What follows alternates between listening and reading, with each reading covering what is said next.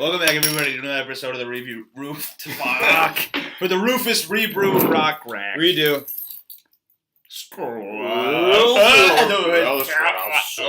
I don't love you, Liam. Yep. Welcome everybody. Welcome back, everybody, to another episode of the Movie ReBrew podcast. Thank you. My name is Liam. My name is Antonio.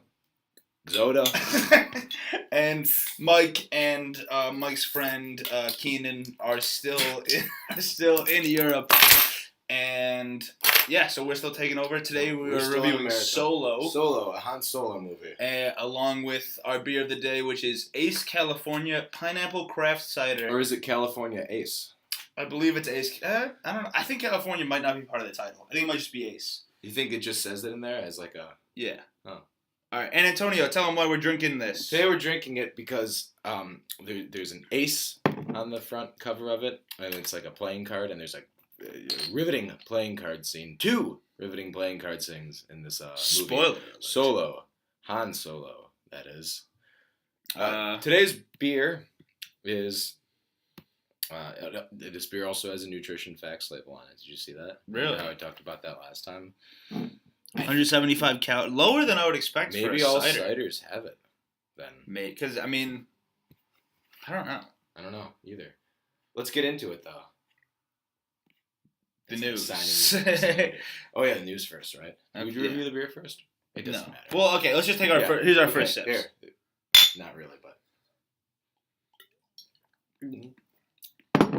It doesn't taste like a cider. It just tastes like pineapple juice. it just kind tastes of, like pineapple juice, but which isn't bad. It's very. It's not refreshing. that. Yeah, it's not. It doesn't taste.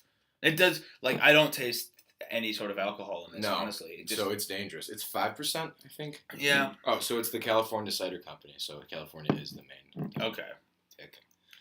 It goes down very smooth. It's very good. sweet, but not overly sweet. But enough about you, Antonio. It's mostly made from apple juice. Look at the ingredients: fermented apple juice. Apple juice is always used in the juice industry as a filler. Like, What do you mean? If you open up a bottle of Welch's, and it's like white grape peach juice cocktail, the first ingredient, no matter what juice it is, it's always either pear or apple because they're the cheapest things to juice. It's just like it's filler. There's a very small amount of anything else, even if it's cranberry juice, ocean spray, whatever. It's always going to be pear or apple as the main thing because they're like neutral flavors and they're really cheap. But enough about juice. Yeah. So good.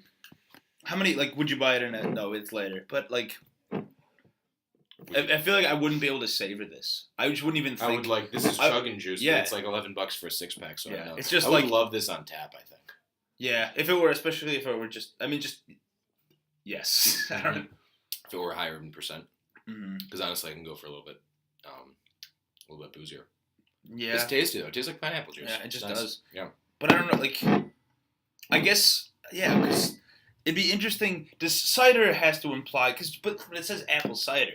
If this were made with just fermented pineapple, would it still be a cider? I think it depends on the legal definition. Because the legal definition? No, with alcohol, not so much in America. Well, I guess in America. Maybe that's why a lot in Europe, especially. Like there are very strict definitions that you have to adhere to call it a this or a that.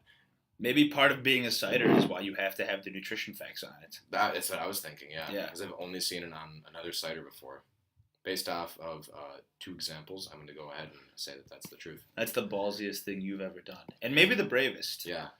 Remember that time I made the Kessel run? 10 parsecs? Yeah. Do all ciders have nutrition? We're finding out, do all labels? ciders have nutrition labels on them? The weird and confusing reason some alcohol doesn't have nutrition labels. Interesting. So there's an article. Gluten-free beer.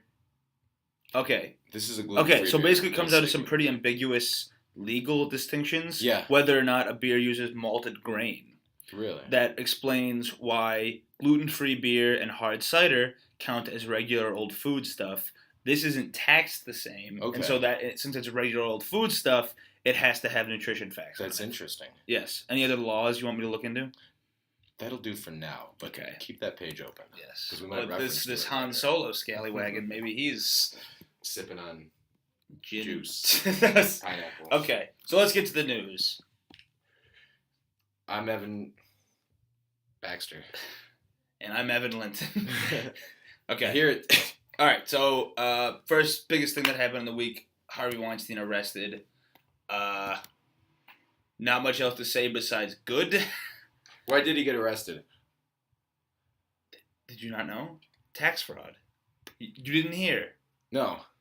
Are you fucking Tax with me? fraud. Or like, No, is that I'm why they fucking got with him? Like Capone Yes, style? no, I'm fucking with you. Oh, okay. I'm pretty sure he's been charged. So it was from the rapes. I'm pretty sure he's been charged with rape. Okay. I thought it was gonna be like a. I thought he just did something else. No, arrested on rape charges. Good. Let me see. Hold on, where is it? Hot takes Charges and coming at arrest. you every week. But he's been released on a bail after $1 million of bail. Obviously, Harvey Weinstein has that. Why don't you put the bail at something crazy? Right. How many 600,000 credits? You could get that in Corellia. There's probably a limit to how much you can set bail at for a different. It's probably like $1 million, right? Well, I think for murder it's more. Rape, criminal sex act, sex abuse, and sexual misconduct for incidents involving 2 separate women.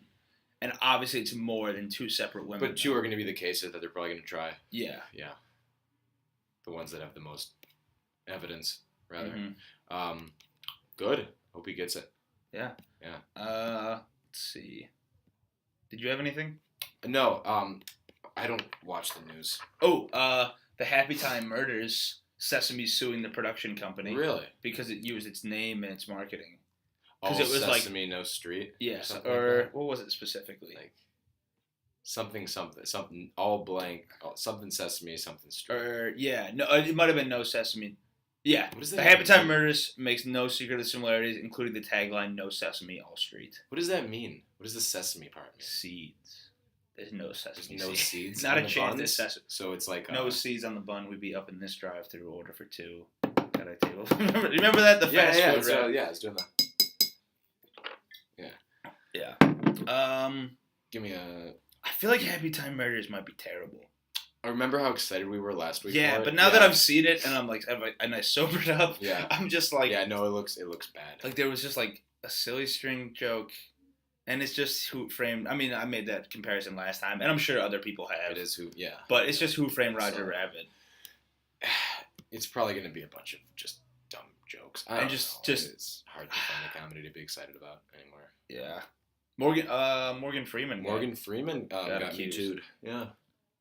He got accused, but apparently he's been pretty notorious for this kind of thing. Really? Yeah.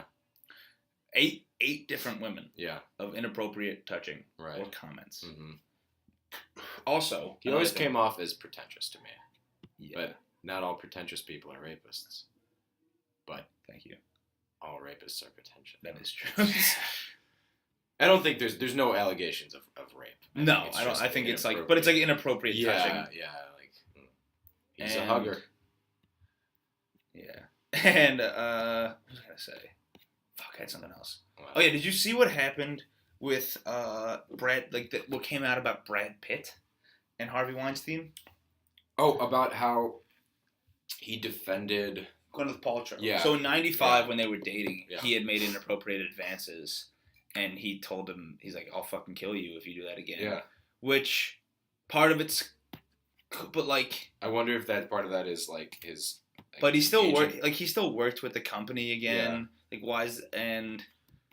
Good press. For and Pitt. Yeah, it is. Yeah. And he was like, coming out.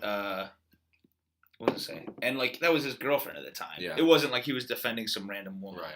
But what a chivalrous man. I know, but it's still. I mean, it's still good for him. I guess. Yeah. No. I mean, yeah. It's good press. They were engaged in 1997. Or sorry, they were engaged and broke up. Oh. He was 22. How old is he? 30. Gwyneth Paltrow was 22. Harvey Weinstein placed his hands on her at the hotel and suggested that they go to a bedroom for some massages. Yeah, if someone was doing that shit to my fiance, I'd be like, hey, seriously, I'll do you fucking want to get married? You. Yeah, okay. I'll protect you. Thank you. That's what I need.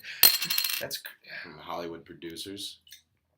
Brad Pitt would. Why are people really? I think it was upset one- about it? It's yeah. just one person. It was one person that was in a Twitter moment, which is how I saw it. I hate that's the their fucking Twitter these days.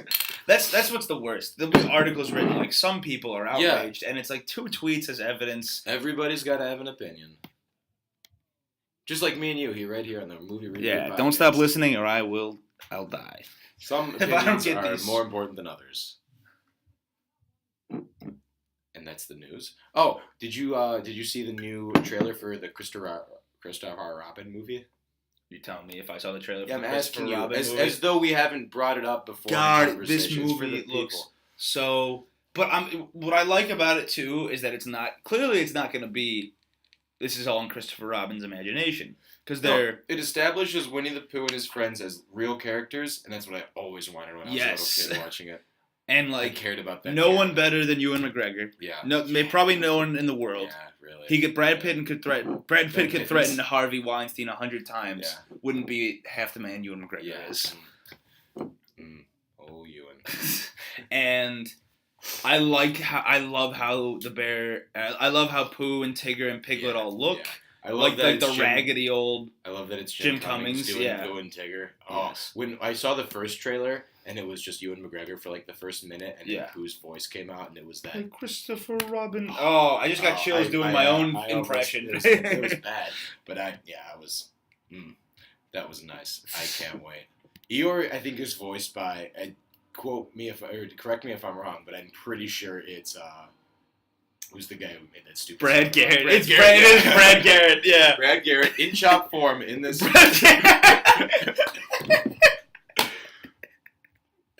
That makes no sense to anybody. Maybe a few. Kevin's not gonna listen to this. No. If Kevin were to listen, Kevin, if you're listening, The new Brad Garrett needs you. in chop form. Oh God, who played Eeyore before? He's dead now. I don't know. Somebody else. Thank you. Piglet. There was a different lot. Piglet now. Most recently, Peter Cullen does it. I don't know who that is. He plays Optimus Prime in like the original Transformers movies. Okay, so he's a voice acting type. Yeah, and he voices Optimus Prime in like the live action film. Oh, okay. So he's kind of got that like, deep. So why voice. would they get him? I don't know. Brad Garrett is yours gonna be fine. Yeah, I mean in chop form. No. Peter Capaldi's in it. No, what is he? He plays a rabbit. Did you think that rabbit was a girl when you were a kid? I don't think so. I think I kind of maybe thought I that did. Rabbit was a I don't girl know for some reason. Rue's a boy, right? Yeah, Rue's a boy. What a weird naming system. Kanga and Rue. Yeah. It's like Kanga and my son Steve. Do you think Tigger helped raise Rue? Do you think like that was the father figure in his life and Kanga and Tigger were like involved? Just That's because always Tigger seemed to jumps. Yeah, he taught him how to bounce. Rue's obviously got no daddy in the picture, and it seems like they have a really special bond. Do you remember the? That's what I always thought. Do you remember the Tigger movie? Yeah, I loved that. That was a really good movie. And Piglet's Big movie, the Heffalump movie. Those were the all good ones. Yeah.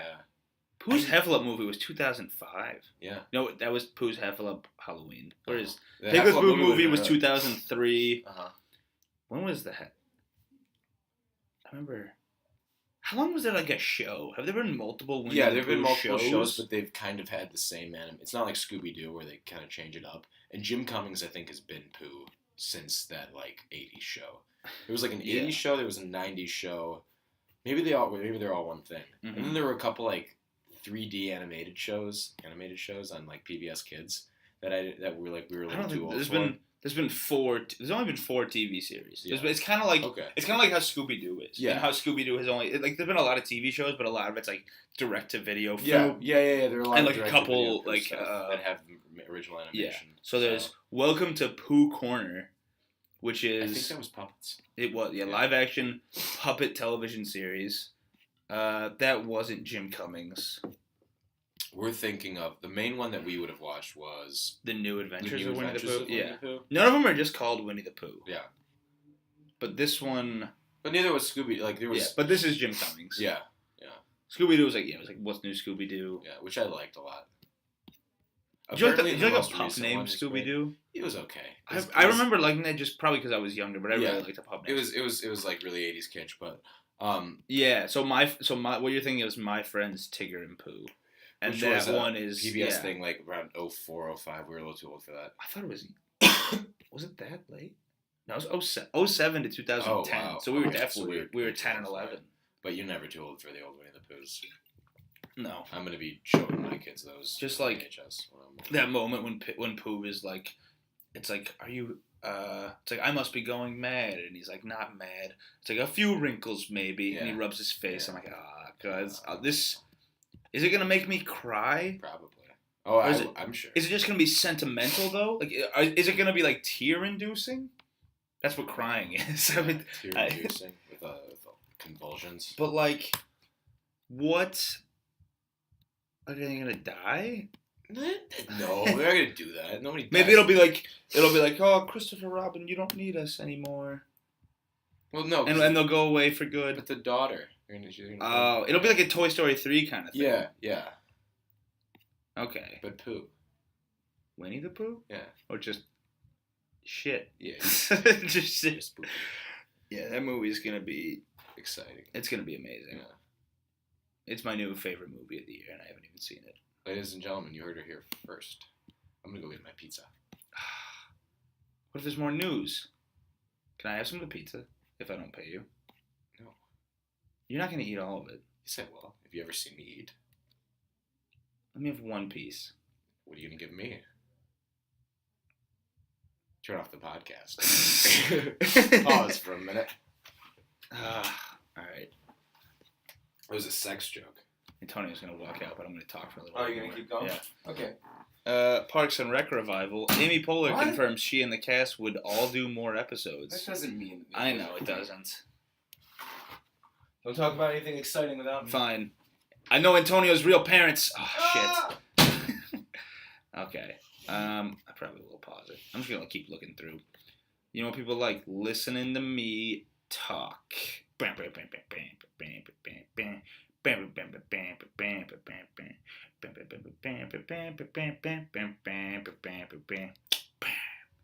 the Movie ReBrew podcast coming at you, Movie ReBrew podcast.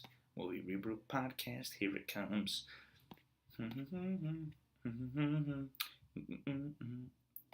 God, Gwyneth Paltrow looks really young when her and Brad Pitt were dating. God, Brad Pitt was so handsome in the 90s. He still is, but like mid-90s Brad Pitt when he was like in his 20s, like late 20s. Him in Fight Club is ridiculous. It's almost does he have an Academy Award? Probably not. He got nominated for 12 Monkeys when he was he was already 30? What? No, wait, I can't do math. Wait. No. Yeah, he was 32 in 1995. That's so weird. I mean, I guess he looked good there. He probably should have got nominated for Moneyball. And he was in 12 Years a Slave. And he produced 12 Years a Slave. I can't believe he has... I'm shocked he hasn't received an Academy Award. I'm going to make sure.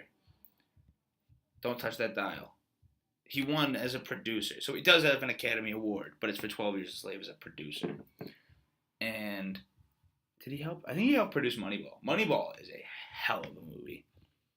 That is such a good goddamn movie. I remember I saw it with my friends, and they were all mad at me because they didn't like it when we first saw it, because we were 14 years old, and they were like, these movies suck. But it was written by Aaron Sorkin, and it's so fucking good. Like the scene where, there's a scene in Moneyball where Brad Pitt goes and tells Scott Hattenberg, who is played by Chris Pratt, and tells him that he is going to sign him, and it's so, like, just emotional because his daughter runs in. Oh, that's really good. All right, I think I'm going to pause it now. It's the Movie ReBrew podcast. We'll be right back after these few messages. And we're back again on the Movie ReBrew podcast. We had a short break as Antonio got his pizza. I want to get pizza.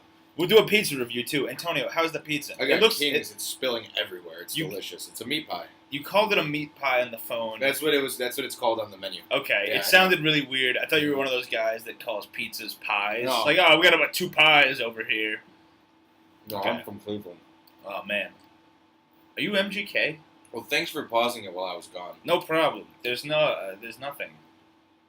that I said. So I actually want to bring up one of my favorite actors for no reason at all, Brad Pitt. Really? Yeah. I hate him. I loved him in Moneyball. Or Money Pits. No, it's Moneyball. What was the thing you just showed me? Moneyball. Oh, yeah. Yeah, I liked him in that. Shut Can you up. believe he doesn't have an Oscar? No, he does. He does? For As what? as a producer for Oh, that 12 doesn't Years a count. Slave. That counts. No. It's probably He's harder. an actor. He probably didn't want that. They probably He said, didn't want Here it. you go, Bradley Pitts. Take this instead. Do you think his real name is Bradley? Uh-huh. Or Bradson? Talk Bradford? Mm-hmm.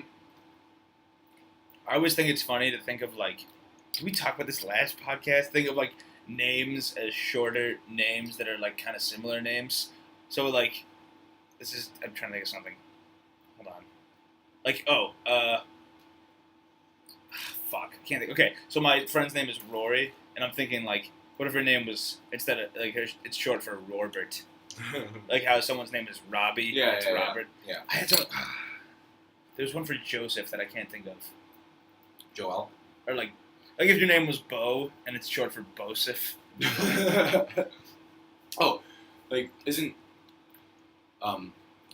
Stanford one? I guess Stanford is a name. No. Like someone's Stanford. I guess. Or, like, if their name was Dan, and their name was Danford. Yeah. Yeah, that'd be funny. Stanford Dan. So, Antonio, let's get a quick review of your pizza pie. Now, I've heard when the moon hits the sky like a big pizza pie. What would you call that? Wine. Amore. Oh, it's Amore. Amore. Okay. I don't know the rest of the lyrics to that song. I hate that song. When the sky makes you drool, just like pasta fazool, it's amore. Bells will ring. Ding-a-ling-a-ling. Stop. Ding-a-ling-a-ling. So when I worked at a market when I was Chupa. I worked there as a bag boy in 8th grade, and they were having their second year celebration, and every 10 minutes they would play an ad, and that song was in the ad, and it drove me nuts, and I hate that song now. That's understandable. Thank you Thank for you. understanding me. So, Lo. Whoa, you did. So we're here to review the movie Solo, a Star Wars story. So We just walked out of the theater. we did. We came right here. Antonio, how are you? So normally what Keegan does is ask Mike for a spoiler-free summary of the movie. Let's not do that. I say we just dive right into spoilers, but without. I don't think there's really there's spoilers for the movie, I guess, but I don't know. Yeah, I say we just talk about it in full and have not have a non-spoiler section. Okay. But if anyone doesn't want to listen to the spoilers, let's just say whether we liked it or not and rate it. Okay. Oh, you can do a rating first? I want to do my rating after I've talked about it, Okay. talked it through. Because Alright. I don't know yet. I don't know either, too. I wouldn't say it's a bad film. I think it's not a bad film at all. No. I would say see it, for sure. It's definitely worth seeing. See it if you're a Star Wars fan. See it if you like good movies. See it if you like action, adventure, westerns. I mean, yeah.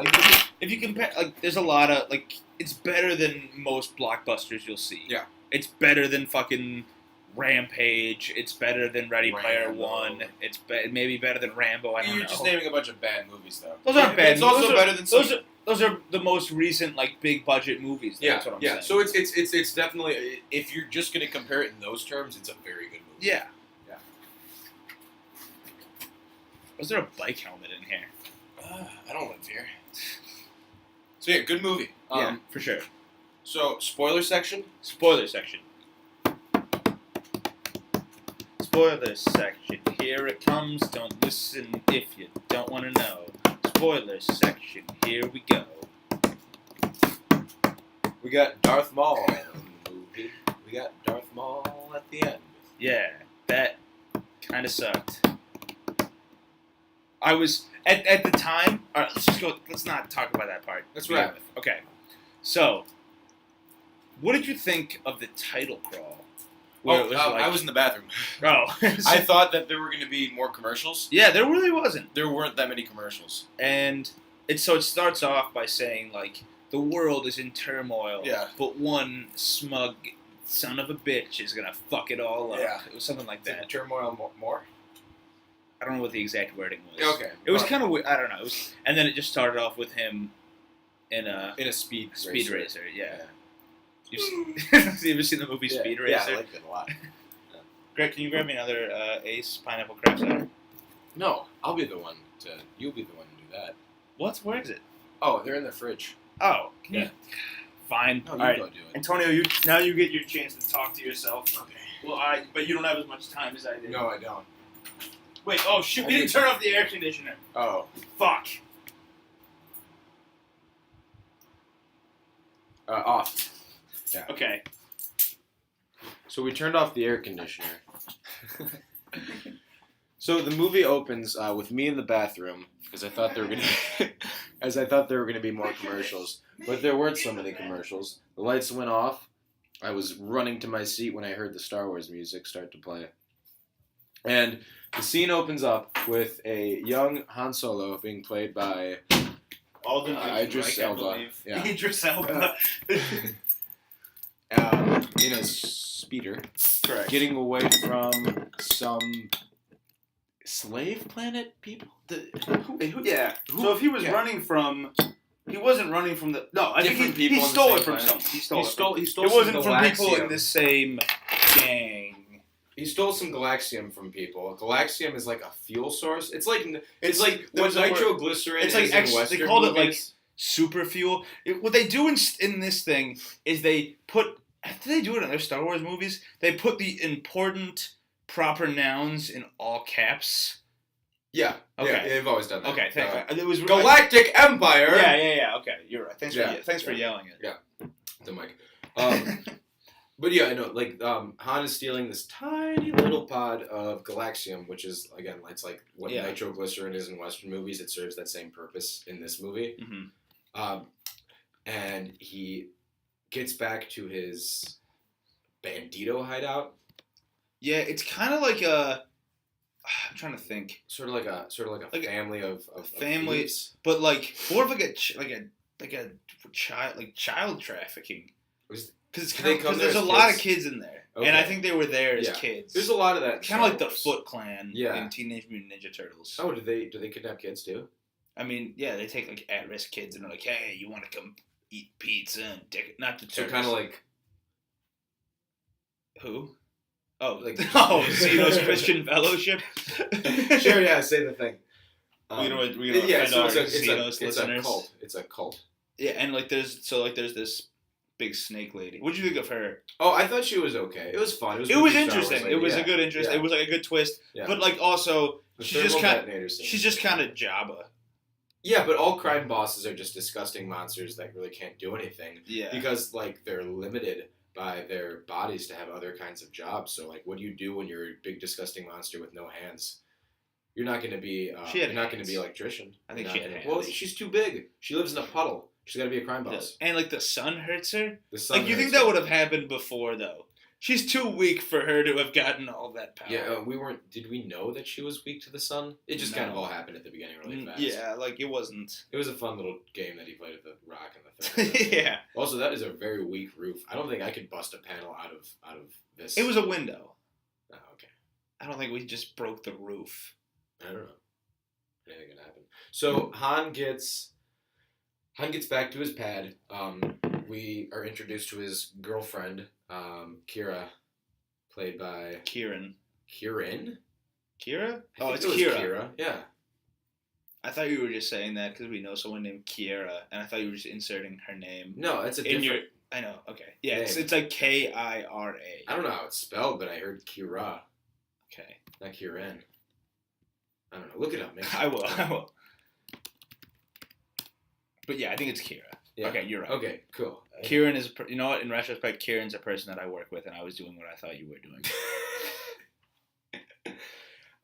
And they're making out a bunch. Oh yeah, hardcore. Hardcore making out. Most making out I've seen in Star Wars. Oh shit! Guess how it's spelled? KY. QI''RA. Okay, that's just all right. It's a yeah, and That's fine. Peyton said Emilia Clarke is a bad actress. Emilia Clarke is the name of the actress. I thought she had bad lines. I thought that Yeah. she was written poorly, but I liked her at the beginning a lot. I was confused by her towards the end, and then I liked her, or in the middle, but then I liked her again at the end. She's Daenerys Targaryen in Game of Thrones, which neither of us watch. Neither of us watch. Didn't we? Yeah. Over the summer, that would be me and Antonio's porch nights. Yeah. Would be when Jimmy and Peyton would be inside watching Game of Thrones, like Game 6. We would be having not Game 6, Season 6. Game 6. Boy, do I love sports! Oh man, can't get enough. And we would be on the porch. Yeah. Shooting the breeze, talking the shit. Shooting the shit. Talking the breeze. Out on the porch. So but she's not a Targaryen in this series. No. She's she's just in the same boat as she's Han another Solo. slave girl, like but Han Solo or whatever he is. He's Carillion. He's on Corellia. Like, was he born there? We didn't get enough. We didn't get a lot of backstory. We didn't really get his backstory. Just like he hates his dad. Yeah, you just kind of get like the backstory of how he became a smuggler. Yeah, which is fine. I didn't need I didn't need the whole thing. Yeah, maybe his dad was Obi-Wan. Now we finally have the Obi-Wan movie we need. So, they have this. They have this bit of nitro. What is it called? Nitroglycerin. No, what is the thing called in this? Serum.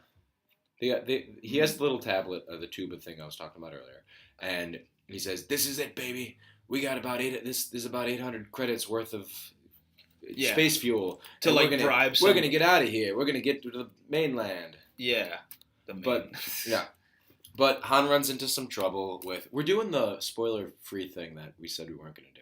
Or I guess we're just explaining. Yeah, we're kind of just going through. Yeah. So, Han runs into trouble like he always does because he doesn't pay this person and this person wants their money. So classic Han Solo troubles happen. He gets his way out of there. Then they're at the Grand Central Station of Corellia. Yeah. And he is about to bribe the guard to be able to get out with Kira. And then he gets out the door. But she gets yabbed. She gets grabbed by the people. There's two people. Wouldn't one of the guys grab the girl and one of the guys grab Han? Like, they didn't need three people to apprehend Emilia Clarke. Yeah, I don't know. It's just kind of weak. But they get separated. He's really upset. Cut to 3 years later. He's in the war. So he says when he talks about how he was kicked out of the Imperial Flight Academy, he says I got kicked out for having a mind of my own. Does he say that in A New Hope? I don't think he talks about being in the Academy in New Hope. Okay. Yeah. For some reason, I thought maybe that was in a trailer because when he said that, it rang a bell. It was in the trailer. It was in the first trailer. That's what I thought. 6 months ago or whatever it was. So it was the Super Bowl. It was the Super Bowl. So it wasn't even close to 6 months ago. It was 3 months ago. Yeah. So I remember wondering in the winter when is stuff going to come out about this movie? And it did. Mm-hmm. Now we watched it. Yeah. And then those scenes were cool. I mean, it was very war. It was very World War II-y, in the barracks, not the barracks, in the trenches. Yeah. It reminded me more of the war scenes in the Clone Wars, animated and cartoon, than any of the war scenes on the ground platoon war scenes that we've seen in other Star Wars movie. It was because really the on the ground platoon scenes that we saw in the original trilogy was basically just in Return of the Jedi on Endor. And in the prequels, it was just a lot of droid and clone stuff. Yeah. I don't. But what about the beach scene in Rogue One? That was, I still think I think that's very World War II to me. Just running across the beach. Well, storming the beach and then But this was more like trench warfare. This was it was more personal. Yeah. But it also kind of felt not it was very similar to how Wonder Woman portrayed it in World War One. That was because a lot of the good scenes in Wonder Woman took place in the trenches, and that was the big scene. Have you seen Wonder Woman? No. So tell me. In that, the big scene is that like nobody wants to go into no man's land, but she does, and like draws all the fire She's and allows them. Yeah, it's okay. No men can go. She found the loophole. And so, yeah. So it's like, and so it, like the way, I mean, I guess there's not that many different ways to portray trench warfare, but it reminded me of that, which had come out recently. Right. And then he gets thrown into the pit for trying to defect, and it's like, oh, throw him down to the beast. I wonder what the beast is gonna be. I thought, I definitely, and like, too big of a pit for Chewbacca. Yeah. He's like the size of a man. Yeah. Like, why wouldn't you just put him in like a room? Why does he need all that space? Well, because he needs an arena to tear up his gas, to tear up his gas. To rip the arms off of the people. Mm-hmm. You know, the Rancor is a pretty big chamber. In Return of the Jedi. Jabba's but the Rancor is huge. Yeah, I guess that's true. Chewie's just the size of like a big man. Yeah. He's the size of Peter Mayhew. He is the size of Peter Mayhew, but with fur. So a little bit taller, besides skin. So and then Han. Sorry, go ahead. Han hooks up with Chewie. Yeah. And they break out together, and now Chewie owes him a life debt because he saved his life. Yeah. Cut to. But that doesn't make any sense, because at the same time, he saved Han's life. Yeah, but he saves his life a couple other times, like when they're on the train. Yeah. So like basically, Han is the reason that Chewie gets out. Yeah. You know. How bad was the scene when he figures out his name? I didn't like it when he's like, Chewbacca. I'm not going to say that every time, but you need a nickname. It was almost as bad as... It was worse than how Han got. Oh, yeah, we didn't talk about how Han got his name. Yeah, so when Han is registering for the Imperial Academy... you have to say your last name. Yeah, your name. He goes, Han. Han what? Never had another one. No. Who are your people? What's your tribe? Where do you come from? Me? I guess I'm just alone. And the guy goes, all right. Alone. Loner guy. Huh. So you're Solo. Huh. How about Han Solo then? That's going to be your name. Ugh. There was another scene. Was there another scene in a different Star Wars movie where they do that? I don't know. There was a recent movie I've seen where... Are you thinking of... Did you see Suicide Squad? No, I didn't. So in Suicide Squad, they get together, and then Will Smith literally says, so what? We're some kind of Suicide Squad. It was like that. It was just like that. What are you thinking of? I don't know. I know that there's a scene where it goes, I'll just call you for short. Yes, yeah, fuck. What are we thinking of? Oh. We brought it up. We've talked about it before. I'll just call you blank. Oh. Yeah. No, you're thinking of The Force Awakens. Or is it, I'll call you Finn? I am, yeah. FN, huh? I'll just call you Finn. I think that is what which makes sense, but it's fine, because no one knows who Finn is. Because your joke was like, no, my name is FN. My name is FN2187. Fuck you. Why are you naming me? You don't get to pick your nickname for me. That just becomes his name. Yeah. But also, who are your people? But then no one else is, Why didn't they say, like Woody Harrelson's last name is Beckett. That's a regular last name. It's Star Wars. He would just say, who are your people? Han Solo. Who is your daddy? Who are your guys? Who are your guys? Han, Sam Kinison. Who's the other guy? And, I guess, but Calrissian sounds like he's from Calrissian, or whatever that is. But is Tobias Beckett from Beckett? I don't know. Maybe it's a family name. Maybe some last names are... what's Chewbacca's last name? Akka. His name's Chube. His first name Well, okay, this never makes sense to me. Well... So, he says his name, and he's like, Chewbacca. Yeah. Okay? Yeah. But, if I was speaking, so I'm speaking Spanish to somebody. Yeah, if I'm speaking Spanish to somebody and he's like, "Me llamo Jose," I wouldn't be like, "Oh, your name's John." I wouldn't translate it to that. Yeah. So there's an English translation for Chewbacca as he says it in his language. Jose is Joe. Is it no? Is it? Yeah. Yeah. Juan. Okay. Let's each do a Chewbacca impression. Yeah. But I'm Chewbacca! When he was the Beast, it was more like... Yeah. It'd be funny if Chewbacca were like a Pokemon. It's like, Chewbacca. Alright, he's not Gollum. I said a He's good. So they escape, and they're like, alright, well, let's go with you. Okay. So they go with Woody Harrelson's character named Beckett, and his wife... From Maeve from Westworld. I don't watch Westworld, don't reference it, or I'll get mad. Her name is Thaddy Newton. She was in The Pursuit of Happiness. Yeah. And Billy Crystal, the alien Billy Crystal. Oh, yeah, I wonder who played him. It wasn't Billy Crystal. I know, but he reminded me of Billy Crystal. No, he did.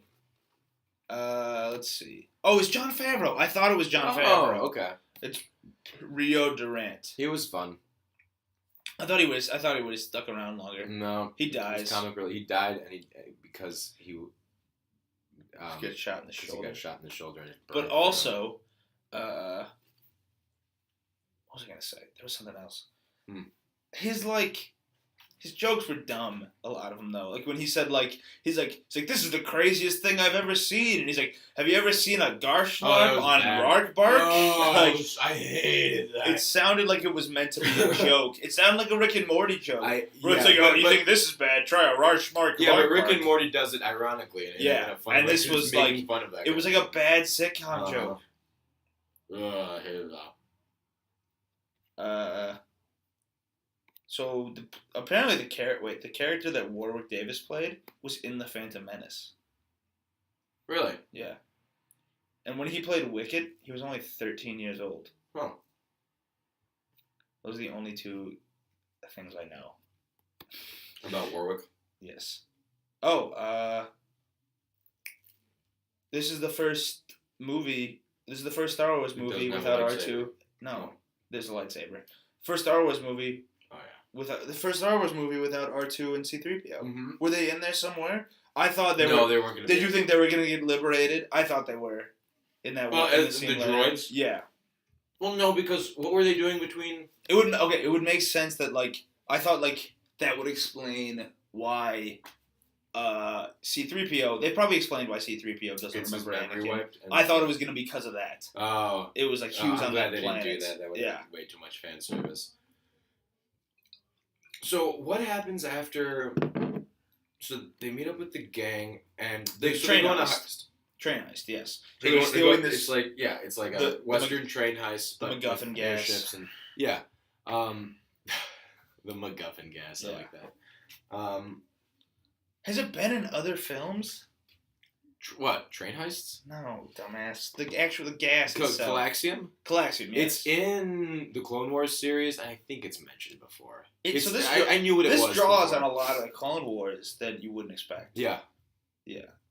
All right, so keep going. No, I was just answering your question. No. So they do the train heist.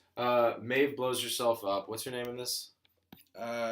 She's Woody Harrelson's lady. Yeah. Val Beckett. She seemed like she unnecessarily. Classic fucking woman in a fridge. Yeah. You know what I'm talking about? You're good with your jokes tonight, yeah. Just like, oh, my wife died. Oh, I'm gonna work so hard to. I guess he didn't try to avenge her. No, because he really only cares about the money. Yeah, and he was. She was killed as a result of those marauders. Yeah. But he didn't But he was not in favor of supporting the marauders later. That's right, because they killed his wife. Yeah, but it was the sacrifice was so. We talked about the sacrifice was so dumb. Unnecessary. You would just say hey, unnecessary. This is not going to work out as we're doing it right now. Yeah. Just be like, hey, Monkey Man and or Han Solo, who's ever flying the ship at this time, come scoop me up. Yeah. And we can fucking go. Yeah. Shoot down these these probe droids that are shooting at me. You gotta get paid, so I'm gonna blow up the fucking bridge with me on it. So unnecessary. And why wouldn't they give her a way to get off? She's like, I'm not gonna be able to get off. What was her way to get off? Yeah. With just a rope. Was she expecting that everything was gonna go smoothly? Because she was in a weird position that and mandated that everything went fine. Which they should know that it was just. I think it was. I don't know what it was.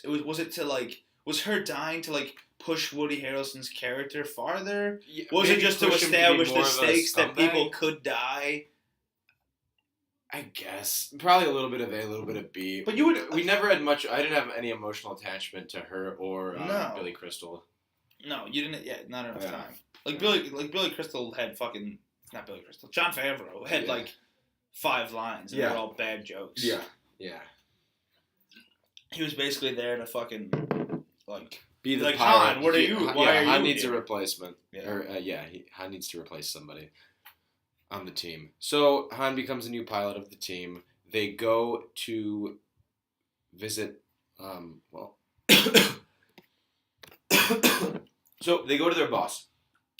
They figure out, oh, this mission failed, but maybe I can tell the boss that I can make it up in another way. Yeah. Which even again pushes this idea that if they would have just picked up his Maeve, Val, what's her name, Val, Yeah. and like lost the mission that way, they could have just asked for forgiveness and a second chance. Yeah. He forgot about her so quickly. Yeah. He punches Han for losing the shipment, not for killing his woman. Yeah. For being responsible for the mission going awry, and his friend For being a coward. he gets him for being a coward for losing the money. Mm-hmm. So they go to the boss, who is played by Paul Bettany. Paul who Bettany. plays Vision in the Marvel. Oh, he's Vision? Yeah.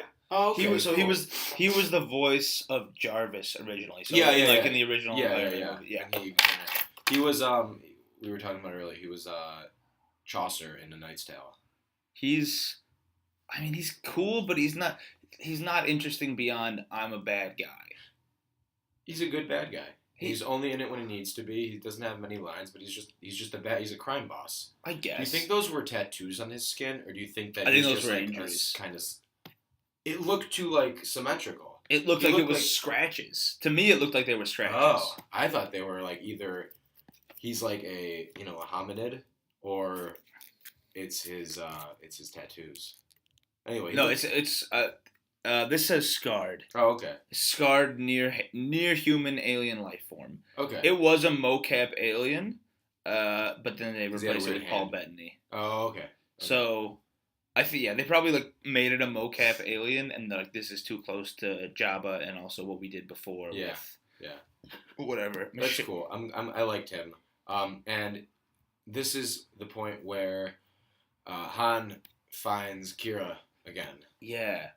And Which she's is just working kind of for him. like too convenient. Yeah, but it's Star Wars. I get it. It's a galaxy of trillions of beings, but and all 16 of them matter. Yeah, maybe 16 of them are always hanging out, despite being separated by light years. Maybe we'll find like how and like you're like she's like, how did you get out? And she's like, I never did. Yeah. And like, I guess maybe it's assumed that like So she just Dryden kind of climbed Voss- up the ranks of the crime world. So did the original crime boss work for Paul Bettany? There was a lot of this guy answers to this guy, answers to this guy, Yeah. answers to this guy in this. So it was that was the chain of command. Original Snake Woman, who was defeated by the Sun, answers to Paul Bettany, who answers to Darth Maul. One of those, or maybe she just switched crime families. Yeah. Yeah. But she was kind of the love interest for this Paul Bettany character. Yeah. But not really. I think she was just trying to take his place eventually. Mm-hmm. And he was blinded and didn't realize. By the light. He was wrapped wrapped up like a douche. Another Earlier in the night. Yeah. Blind. Blind. God, Bruce Springsteen sucks. Oh, I prefer the Manfred Mann band version. So, what does she do then? What happens then? Do they? What? Sorry, I'm just going to read this Onion article. This is the title. Non-denominational terrorist organizations welcomes extremists of all faiths. All right, sorry. Go ahead. So- What were you about to say? So, then Paul Bettany sends all of these characters onto a mission together to go retrieve some more Galaxium. This Yes. time, unrefined Galaxium. Which in is the mines, unstable. which is unstable. The mines on Kessel? The mines are in the Kessel system, yeah. Okay. Kessel. Okay, so what I don't get, What? like the designation between a planet and a system. So Luke goes to the Dagobah system, but is the planet that he's on Dagobah? It's referenced as Dagobah, but he's in the Dagobah system. Right. So are they like on It's Kessel? like how they talk about the moon of Endor, but it doesn't have a name. Yeah. I thought like that was just like describing it. Like you are like this is no wait I couldn't think of an example. Forest moon of Endor. The moon. I was like I feel like was like just like a combo there. The forest moon Endor, because like Endor is I think. Yeah, but no, Endor is the planet that the forest moon of Endor orbits around, and it's probably maybe it's in the Endor system because like I think the chances that no, I think it's the forest moon of Endor. I think no. Yes, the forest moon of the planet Endor. Or is it just called? I think the moon is Endor. I don't. Because why would it be the Battle of Endor then? It's called the Battle of Endor because it's taking place like in space around Endor, the planet. I don't know, man. Wikipedia references it as if itself is called Endor. Okay, then I don't understand. Yeah, I don't know the designation. I think it's just whatever they want. This is fucking crazy. How much information? Like they have surface water for Endor, 8%. That's not a lot of water. Orbital period, diameter, atmosphere, primary terrain. That's crazy. People, yeah, world building. These people are pretty wild about. I mean, how many fucking Endor? So yeah, Endor is the forested moon. Is the forested moon? Okay. Yes. So it should just be called the forest moon called Endor. Or Endor. Just Endor. Yeah. And like, why is it like? It's like the sandy planet of Tatooine. Like you can say that, but it's very poetic. Yeah. Like in forest moon of Endor. List of Star Wars planets and moons. Don't get into that. That totally changes what I thought. I thought it was forest moon. So what's the planet called then? Because it is a moon. I don't know. Does the planet have a name? So we were talking about the Kessel. Did they call it the Kessel system, or was it the planet just called Kessel, or is it like in a nebula? Because a parsec. Look up a parsec. I think it's like 0.3 light years. A parsec is a huge amount of space. Yeah. So it wouldn't have been just even one parsec would be larger than an entire solar system. So it's probably like a nebulous area. It's probably like some sort of multi-planet or like multi-system region of space. Yeah, it's like a third of a light year. Okay, yeah. So to make a so you run like out of the nebula. That's what and like so it's at least 20 parsecs across. Yeah, at least because like the normal time to do the Kessel run or the normal distance is 20. So this is how they corrected basically parsecs. How people say like, oh, you did the Kessel run in 12 parsecs. Yeah. But parsecs is a distance of time. Yeah. It's basically like he found an alternate route. But that's what I always thought it was. Yeah. I guess. I feel like most people know that a parsec is. But like a run seems like it's a specific like set path. Like you would you know what I mean? Like a path is named a run. Yeah, I guess so. You would just say like you got out of whatever it's in called. Less than how many minutes? Yeah. Yeah. Oh, you know what? I remember reading that George Lucas, knew that he had intended on Han just in when he says that line in A New Hope. It's a lie. He's just being like a Han character. He's just lying, and he's just trying to boast, and it didn't really mean anything. Because he thought these other space people would think that a parsec is a unit of time. Maybe. I don't know. George Lucas is very inconsistent. So is this entire series. But that's fine. So they go on the Kessel run. Mm-hmm. They go get their Galaxium. They do it an hour later. What happens in between? So, what's it? Oh, we didn't even talk about the droid, L3. Yeah. Who is Lando's droid. Who I think it's... So, this article on IndieWire says, Phoebe Waller's L3 is the saving grace of this prequel and one of the best Star Wars characters ever. I don't know about that. I didn't think she was that great. I didn't think she was that great. Like, she was just kind of like K2SO, but had like a very, like... It almost seemed like they were like making fun of feminists. You know, like, oh, what? I want equal rights. Yeah. It was like, look how dumb this droid is and how dumb feminists are. They play her out to be a problem. Yeah. Yeah. It's really, and like, but does in the end, so L3, Lando's droid, is very upset, like, she wants droids to be free, because obviously droids have, like, real human emotions and sentience, yeah. And so her big character trait is that she wants droid rights. Yes, and when they're at, I guess, Kessel, she tries to, like, sets free. She kind of successfully starts a droid. Yeah, revolution. she starts a droid revolution. Does that make it easier? Wait, is Dryden Voss the leader of Crimson Dawn? I thought Crimson Dawn was a person. No, it's an organization. Ah, okay. Yeah. Okay, that makes more sense. So does it make what easier? So, no, never mind. Does it make it easier for them to escape? Because if there were no droid revolution, would they have gotten out easier? She said, "I'm creating a distraction." Oh, yeah. Okay. I mean, I think she really wanted to start a droid revolution on this planet, but it was convenient that it would also help, them escape. And I think it does. Mm-hmm. Because Sorry, this girl that I knew in grade school just messaged me on Facebook that her son's pediatrician is my cousin. There's a son? Yeah. Okay, let's move on. Shout out to... Say your full name. Damn it. I don't know your mom's first name. Do you know your mom? Do you know my parents' first name? Do I know my own parents' first name? Dude, what's the longest someone's gone without knowing their parents' first name? 3rd grade. Okay. I feel like there were a couple kids in 3rd grade who probably wouldn't have known their parents' real names. Your dad's name is Doug. No. Well, close. Dig. What is your dad's name? Or no, I know your dad's name. What's your mom's name? Jadwiga.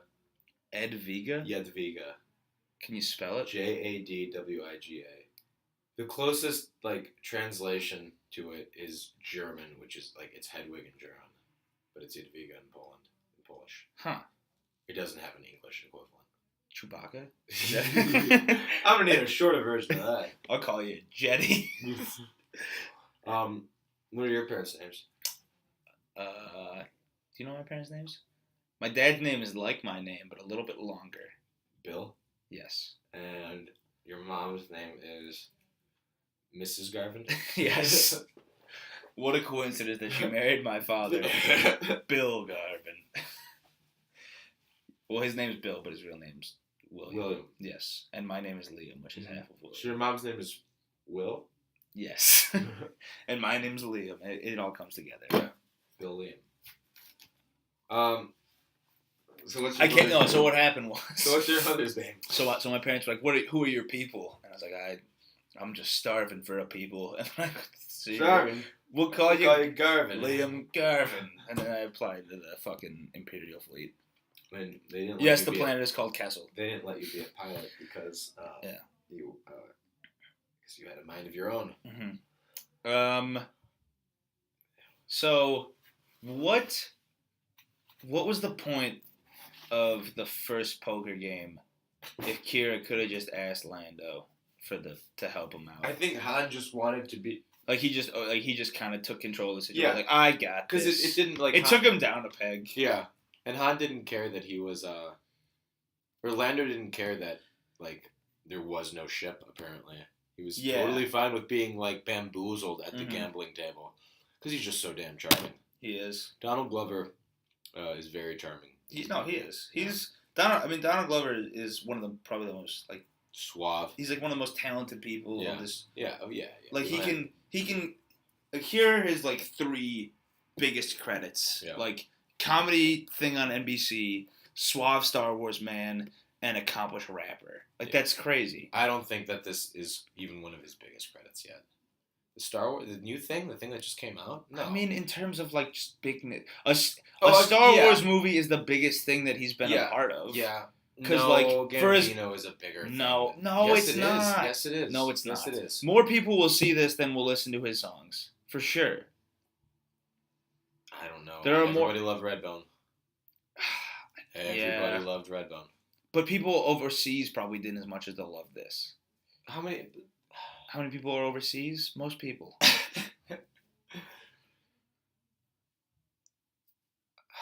I guess now maybe it's one of his big three things.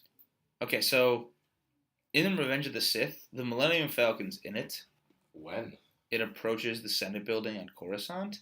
Oh, just as like an Easter egg. Yeah. See, you think Lando is no? So was this was Lando's ship? But Lando said he wanted. But it got impounded. Lando said he wanted. It made it seem like Lando didn't win it, and he was like, "Yeah, I have a ship," and he was just kind of freeballing it. And was like, "This funny. is my ship." That's funny. But it wasn't. Think about that. I don't think it was.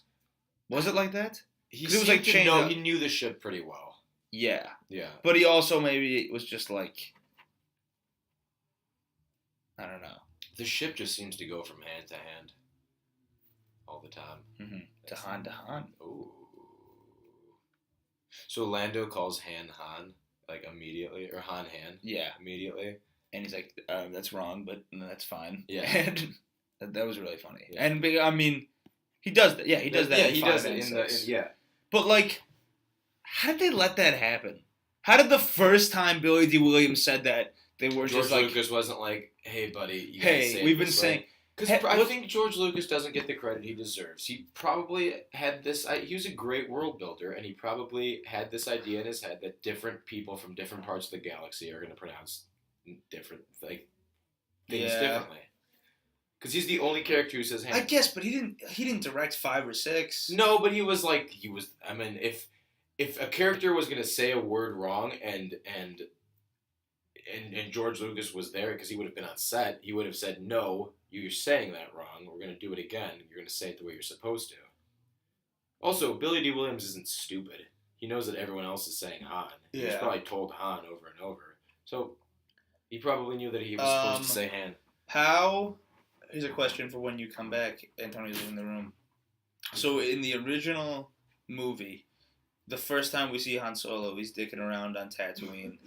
And he leans back and he says, like, "I'm the pilot of the Millennium Falcon." And he basically pronounces the A like a U, and I can't remember if he says that from now on. I don't think he does. I think in the later parts he says Falcon. The way that he pronounces Falcon? Yeah. Yeah. I like that more, though. It's like the word Vulcan. Do people say Falcon like Falcon Punch?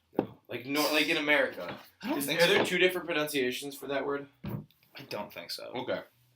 I think he says it Falcon.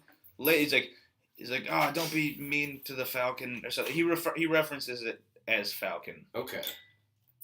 I thought he would say Falcon though. Huh. I don't remember who pronounces it which way in the movies. I think only Han says Falcon. I don't think Luke would say. What does he say in? But who else would reference the? I don't think anyone else references the ship by name. It's an important ship. I get that, but like they'll just like get to the ship. They won't be like, or they'll say get to the Falcon. I think they say Falcon. So it's just Han who says Falcon, just that once. Yeah. What does he say in Force Awakens? That's my ship. How does We don't have to look that up. pronounce We could make it up. Falcon? Can nobody in Star Wars pronounce Falcon correctly on Jedi forums? I hate these articles. Han does it, Vader does it, Lando does it. Lando. Lando. It's fall, not fall, not foul. Nobody gets it right. It's not. But like it's not an you can't be like, doesn't make any sense. Like this is the movie establishing what it is. Yeah. They're not mispronouncing it. That's why Star Wars fans suck, and that's why people are always going to hate Star Wars. It's because of assholes like this who write these stupid online things. I think they're not doing it the exact way that I thought about it in my head. Yeah. And I'm going to make a big fuss about it. And then Elmer Fudd's No, it's the dog. Oh, I couldn't. It's Droopy. Droopy. What's his name? I think it's Droopy Dog. Droopy Dog. Droopy Dog. Elmer Fudd's, he's the one who's like, I'll say. No, that's Foghorn Leghorn. I don't like how it's just called Solo. Just because like he gets the name from I don't know. I get that it makes sense, but like George Lucas's intention. See, here I am. It's like you can't talk about Star Wars without sounding like a dick. But George Lucas's intention was to have the name Solo be symbolic, like Willie Loman or fucking Darth Vader. No, like it's Holden Caulfield. You know, the name is symbolic of who the character is. What is Holden Caulfield? Because he's holding on to his youth. Oh, really? Yeah, no, that's what it is. Like, you know, Willie Low Man in Death of a Salesman. Mm-hmm. It's Han Solo. He's a lone wolf, except for his monkey friend. Then they had to like ruin that bit of heavy-handed symbolism by just making it, and giving an explanation. It wasn't something that needed explaining. No, like so if you look at like in Rogue One, yeah, they explain away the ventilation shaft that was able to blow up the Death which is Star. fine because that seemed like a Deus Ex Machina. It was something that needed to be. It wasn't like we heard Han Solo and was like, "What the fuck? How does that what name does Solo mean? Yeah. Like that could just be his name." Yeah. There's a lot of weirder names. Where does Kenobi come from? See, they're gonna do that in the next movie. They're gonna explain why he calls himself Ben instead of Obi. Oh, they totally are. Like Ben, that stands for B1. It's like Ewan. Part of me thought that Daenerys Targaryen in this movie. What's her name again? Amelia Clark. Kira. So I thought she was gonna be. Maybe she'll have a turnaround and she'll be Admiral Holdo. A combination of Han and Solo, Admiral Holdo. And she takes on that name after Han Solo dies, and that's why we only see her in the last chapter. You actually thought that? I didn't think it, but I'm like, that'd be interesting. No. That'd be bad. Yeah, that would be bad. I'm glad they didn't do that. So how do you think Ron Howard did? We didn't finish reviewing the movie, or just going through it. So we get to the end. How much did you? There's a lot of betrayal, and you go ahead. Like, if so, L3 gets shot and like is dying, but he can still upload her into the ship. I don't totally understand like robot or droid death. Yeah, like just how does that work? You can just turn it like. If it can just be fixed by like hooking it up to something else and like just running electricity through it, I don't know. I don't understand that completely because like he's able to like, she's still alive when she is mostly just her head, just like that one droid that dies comedically in the train scene earlier in the movie. The droid that gets like smashed into by the train, by the vehicle, and like he's. Oh no, it was the chase scene. Yeah, in the chase scene. Yeah, that was kind of fun.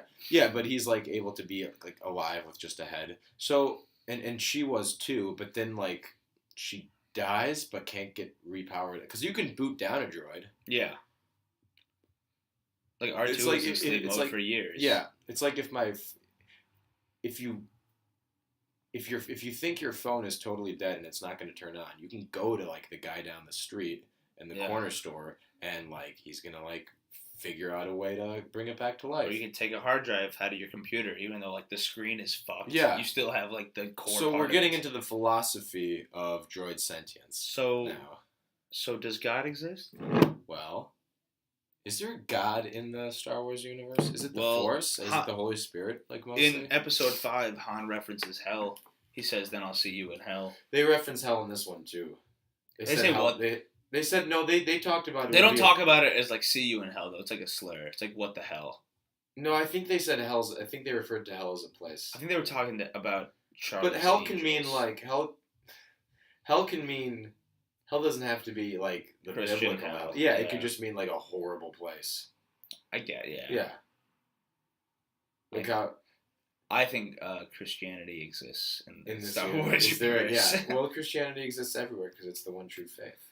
Anyway, did you think so? Payne, who was wrong with this? He leaned over after that scene, the smuggling scene. He thought for sure that was going to be Lando. No, that Amelia Clark was one of the people with the masks on. Was one of the Enfys. Did you think Lando was one of the members? I thought it was of going to be Lando. I Me and Vincent were like totally sure. When he I said didn't know Amelia who the Clark, heck. I was like, oh, that's 100% for sure. Yeah, I thought it was. And gonna be then when there Lando, was a for sure. tracker on the Falcon, I was like, oh, it's definitely her. Yeah. And she's working now to backstab Yeah. Paul Bettany with Enfys. Yeah. But it didn't work. I thought that would have made more sense. Yeah, if she was actually working with the little guy. It was weird that she just happened to appear at the party. She just happened to be working in the Yeah, site. like, what? Like, I'm not over that. That like, yeah, like what? there's a lot of just running into people. So okay, But so you can say that about any like yeah, what, like why did no. the droids just happen to go to Tatooine in the fucking first Star Wars movie? They what set if- the whole thing in motion? Yeah, Why? What is the point? Like, why does Finn just happen to land near Force sensitive Rey? yeah. But all of you can But just be like that the can be Force explained is by kind the of Force. yeah. I guess that can. If I don't, is the Force referenced at all in this movie? No. No. Okay. Like the most Jedi thing there is Darth Maul. Yeah. Oh. So you brought this point up, and it's something that I always think about in these Star Wars movies. How long is like how long are they together? How long are they in the ship? Yeah. Like how many days is it? How many days is it? That he's calling Chewie buddy by they the go time to of the sleep? train heist? They never show where the bathroom is in the Falcon. No. Is No. there? Maybe this is just. Who knows? No, this does anyone, this do isn't they our poop in world. Star It Wars could, maybe universe? they don't. Maybe they don't need to. Maybe they found a way to do it a different way, cleaner way. It's so like. I wish that there were just some sort of like if you can travel at light speed. It's more than light speed. They make the jump to hyperspeed. light. They make the jump to light speed, but hyperspeed. I think light speed it goes like just regular flying around, and then like your ship can be a certain amount of speed doing that, and then like most ships can do light speed, and then there's hyperspeed. Yeah. Which is and like, then you get a master's in hyperspeed. Yeah. And then a doctorate. Doctorate in hyperspeed. Masters would be light speed. All right. That wasn't as funny That as was, I a, thought. that was a stretch. Jesus. I couldn't think of something. I was just trying to think of other things that have levels. in 3 parts. Level, yeah. So, hyperspeed is the best one. Hyperspeed is the one where you're just like going star, star, star. You're going really fast. But light speed would just be, I mean, relatively slow. You can't really do any kind of interstellar travel with that without taking years. What was we had a beer. You saw a beer that was called Cloud Riders? Or Cloud Rider? Yeah, it's the new Great Lakes. Oh, there is. Summer. Apparently, Cloud Riders are what those things are called. Like the things in Cloud City? The motorcycle like ships that Enfys was driving. Those are called Cloud Riders. Oh, really? That's why I brought it up. It really? I didn't know. Because I knew. Would have been a cool tie-in. Yeah. Who cares? But I like this pine because there's a pineapple on it. Yeah, it's really tasty. Pineapple.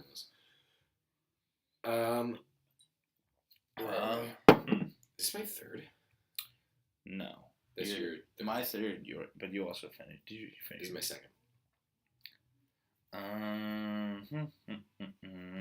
What did you think of the whole Enfys? Like, it was very like the Enfys being like the rebellion's doing terrible things. We need to. It was very similar to like what happened on the fucking planet on the casino planet. Yeah. How it was like, oh, look at how much they're doing. Like, we need to do like a little bit of good. Yeah. It was very similar. It was very similar. And I don't hate the casino planet thing. I don't think it's that bad. Like, I think it was saved because it was visually appealing. Yeah. But I think it was a nice change of so pace from what we had unnecessary. seen in those 2 movies, though. Yeah. It wasn't just like a planet with one thing. I don't know. It was interesting. There were like, and it was basically it was that movie's cantina scene. Yeah. You got to see a bunch of different aliens. Dude, how great was the song? What song? The song in the no, I'm talking about earlier in the movie on like the in the rich swanky party scene. They've got that like soul singer singing like in a weird like alien French. Yeah. With like which is kind of like it's kind of like what is it, like Jedi Swing from the remastered episode 6? Yeah, I hate. No, that one sucks. I know, Like, but it reminded me of like, that. yeah, it was like redeeming of it was that. redeeming that. Yeah, like the weird alien Tina Turner and Joe Cocker scene. That was Oh my it's god, so bad. Oh it's so bad. It makes me laugh so hard. I don't care that it's that bad. It makes me like that so version stupid. shows on TV. Yeah, I know. If you see that, if you those see, are the versions that you have to show on TV because That- those are the new official versions. That's what they sell. that's ridiculous. Because they think it's better.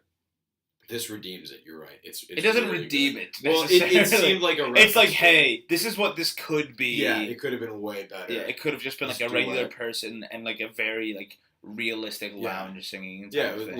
like alien French lounge singing Yeah. with like It was cool that they showed a goofy party. Frank Sinatra. They showed a party, so people do have fun. In Star Yeah, Wars people have universe. fun. It's not just Yeah, rich people. yeah. Star Wars universe is terrible if you don't have a million. You said that in our last podcast that you would want to live in the Star Wars universe. I was wrong. Yeah, you were. I was proved you wrong, drunk, and hot. Now we're. Now I'm right, drunk, and hot. Thank you. Without any cats, but my allergies are still acting up because they were here before.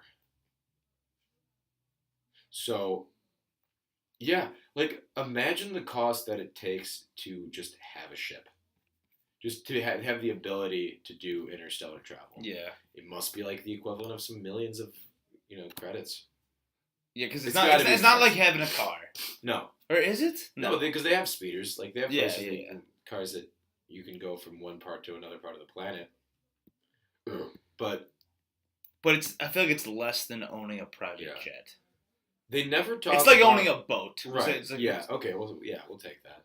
Thank you. They never go into like how expensive it is to like repair these ships. These ships are getting destroyed. Yeah. Constantly. The Falcon by- was so fucked Falcon up was when they really landed fucked up, at the refinement Yeah. place. Yeah. I liked how clean it was on the inside. But what does he It was a do? pretty shot. What does he do before episode 4? Lando? No, Han. Oh, Han. How does it get like this dark fucking? Because he's been gray? smuggling for 15 years. Is he smuggling shit? I don't know. He's probably smoking in there. They didn't ban smoking in ships until 4ABY. That was a reference to the way that they structure time in the Star Wars universe. What did we say earlier? CE and Lawrence Kasdan said 10 years before episode 4. That makes sense. that makes sense. So he's like 20. Like He's about he's a little he's 20. how old is, and Alden Eichenreich? I think I'm saying it wrong. I think I'm making it more German you're than I definitely need. saying it wrong. I think he's like 27. I think he's around there. Okay. Because also Harrison Ford was like over 30, I think, when that movie came Let's see. out. Right? Well, Alden Eichenreich is 28. Did you know that he and Carrie Fisher have an affair? Yeah, you told me about this. You sound offended. Disappointed. Dick. Fuck you. What did you... No, yeah, I know it, yes. They were having an affair and she was like 18. Or She was like 19. 19 and he was like 30, whatever, and like... I don't think he was. Well, okay, so he's like 72. Was she only 60 when she died? Yeah, Damn. I'm sorry. it's okay. So he would have been 70 when she died. So yeah, he's about 10 years older than her. So he was born in 42. Makes him 70. 34, 35 when that movie came out? I guess. She was 19. And he's 75 now? Oh. Oh my god. He was 35 in that movie. He doesn't seem like he's supposed to be 35. I don't know what 35 looks like exactly. I think it seems like he's supposed like I guess he does call him kid, but if he's 35, that is twice the age that Luke is supposed to be. Yeah. Because Luke's supposed to be 18, 19. Yeah, I guess. Oh my And Chewie it's established that Chewie was 190 when this Yeah. thing happened. Yeah. It was funny because I remember like a year ago, I was thinking like, how long do Wookiees live? Yeah. And then I'm like, Wookiees are a fictional thing. I remember that. And they live as long as they need to. Damn.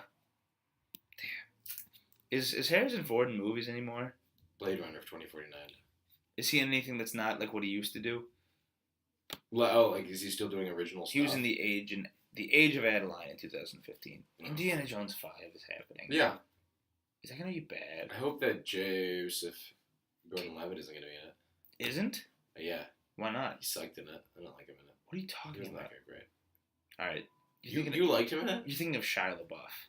Yeah, whatever. Yeah. Joseph Gordon-Levitt is twice the actor Shia LaBeouf is. I like Shia LaBeouf. Same thing. Yeah, Joseph Gordon-Levitt. If Joseph Gordon-Levitt were in fucking, what's it called?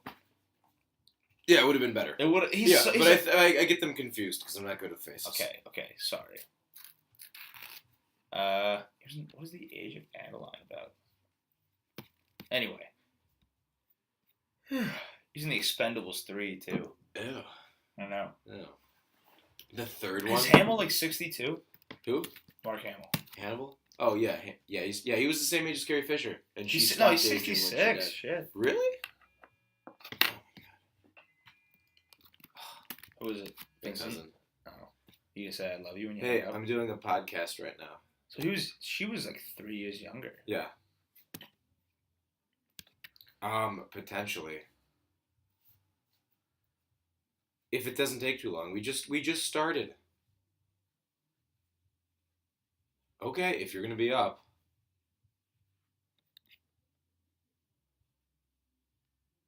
All right. Okay, I'll talk to you later. Bye bye. I don't think anything blew my mind more that I think I should have known before. That I didn't mean to rhyme like that. Was that Debbie Reynolds? Debbie Reynolds. I was actually just stuttering. Debbie Reynolds. I didn't realize Debbie Reynolds was Carrie Fisher's mother. Until she died? Yeah, that was. I didn't know who Debbie Reynolds was until she died. So. Did you never see the Halloween Town movies? Yeah, but I don't know the names of the people. She's the grandmother in the Halloween Town. Yeah, I didn't know she was named. And she's the Debbie leading Reynolds. role in Singing in the Rain. And other successes include the Affair of Dobby Gillis, Susan Slept Here. Susan Slept Here. Yes. Oh, I thought Susan slept there. No, that's where That's where they sleeps. In the cat lounge. Yeah, Carrie Fisher was born in 56, and Mark Hamill was born in 51. He's 5 years older. Oh. He looks younger than her in that original movie. She does not look like, she looks... Wait, he looks younger than her?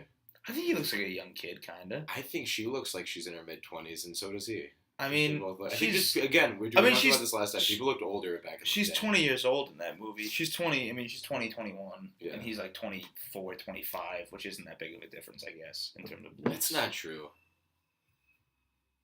That's not true. What am I saying? What is it? I'm saying that like a 24-year-old and a 21-year-old now, I feel like would look very different. I don't think so. Really? You think that we're... How much different am I going to look in 3 years? Yeah, but if... Tell me. What am I going to look like? Do you really want to know? Oh, no. It's not good. Oh, he's looking... Oh, Jesus, it's in his hand. Yeah. Give me a celebrity that I look like. You're going to look like this. Oh, God. It's Jason Alexander. I'm going to look like Jason Alexander. Billy Crystal. Oh, no. I hope I get Billy Crystal. That's... Oh, God. Every short celebrity, I think I'm going to look like that. But I feel like a combination of Billy Crystal and... It's cool that you think you're going to look like a celebrity. But like an ugly celebrity. Even ugly celebrities are like... Jason Alexander is not handsome. Right. No, he's not. But he looks interesting. Yeah. Was Billy Crystal handsome? Could Jason Alexander walk down High Street right now and no one would know who he is? George? Yeah. No. Because people know what Seinfeld is. Yeah, but what does he look like now? He probably looks the same. Yeah, he didn't look that young in the 90s. No. Is he fully bald now? Or do you think... I don't know. Look him up. Text him? Have you seen... Hit him up. Have you seen that... Did you see that thing on... It was like going around the internet. I saw it on... I don't think anyone would recognize him. Really? If this guy's wearing a hat, do you think this is George from Seinfeld? He's probably going to be wearing, like, celebrity, like, expensive clothes. So I'm going to look at the guy who's, like, dressed... He'll just be wearing a shirt that says, I was on Seinfeld. I'm going to look at this New Yorker walking around in Columbus, and I'm going to be like, oh, this guy looks interesting. Oh, it's George from Seinfeld. What are you doing in this part of town, George? He just said, I don't talk to fans. No. It's like, don't. And you're like, I'm not a fan. I don't like your show. Yeah. Talk to me. Take a photo with me, please. There was this really cool thing that was going around the internet that was, we had Twitter for. It was, did you see this like AI celebrity generator? No. What is it? Explain it while you're looking it up. It is a program that creates like fake celebrities based off of pictures of actual celebrities that in a database of tens of thousands of pictures, but it just creates brand new celebrities, and it just is constantly morphing them. Isn't that? That is weird. None of those are real people. There's no point at which it becomes an actual real person. We'll tweet this link with the thing because it's super interesting. But like anytime you pause it, it looks like a famous person. I get that, but also like, it's just kind of like the setup in the background. That looks like Zach Braff. It looks like an old Zach Braff. Yeah, but it also.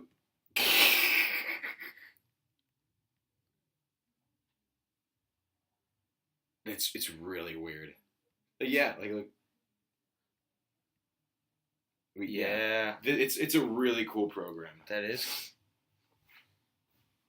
But Star Wars, Is that what we're talking about? a space movie, Is that how this one starts? Just as Star Wars. a space movie. It's about time. Finally. Finally, a movie in space. So, this movie happens. Yeah. Let's talk. Okay, so basically what happens is Woody Harrelson. So the other Marauders say that they're not bad people. They have just been attacked by the Empire, etc. So they banded together to try and help the rebellion and start a rebellion. ISIS, every terrorist organization. Can you expand on that? Yeah.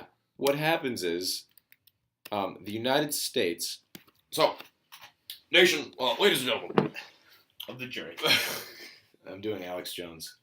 Every time you say that, you sound like you're trying to sound like a president.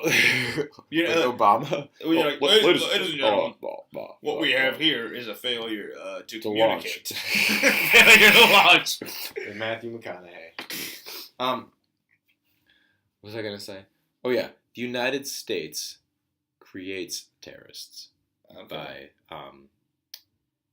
blowing up weddings in the Middle East and then making a lot of people really upset. So they grow up resenting the United States. They band together. They form terrorist organizations.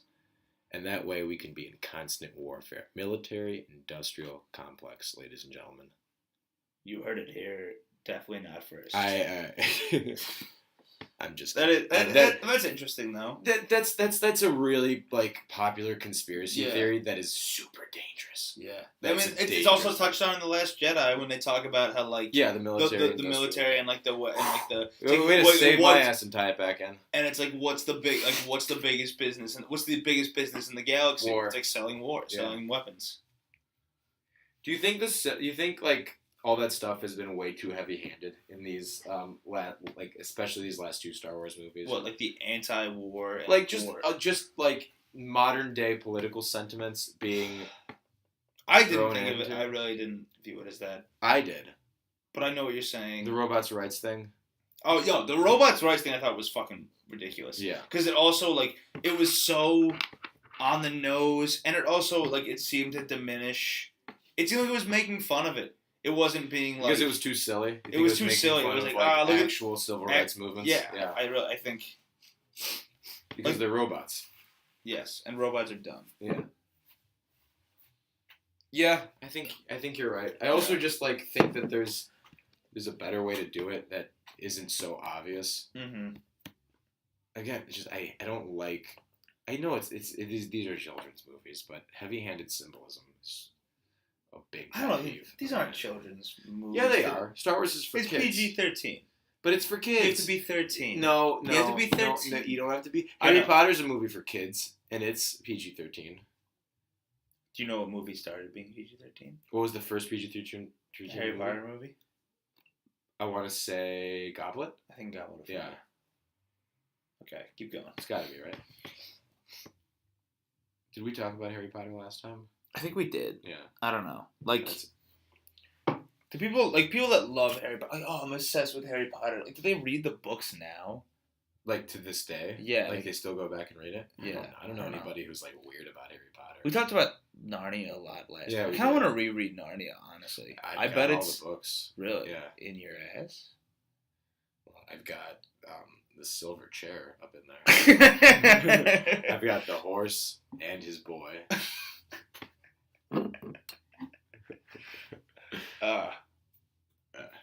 So the movie. And like Other night I had a last battle. against. So Antonio had a battle with some alcohol last night.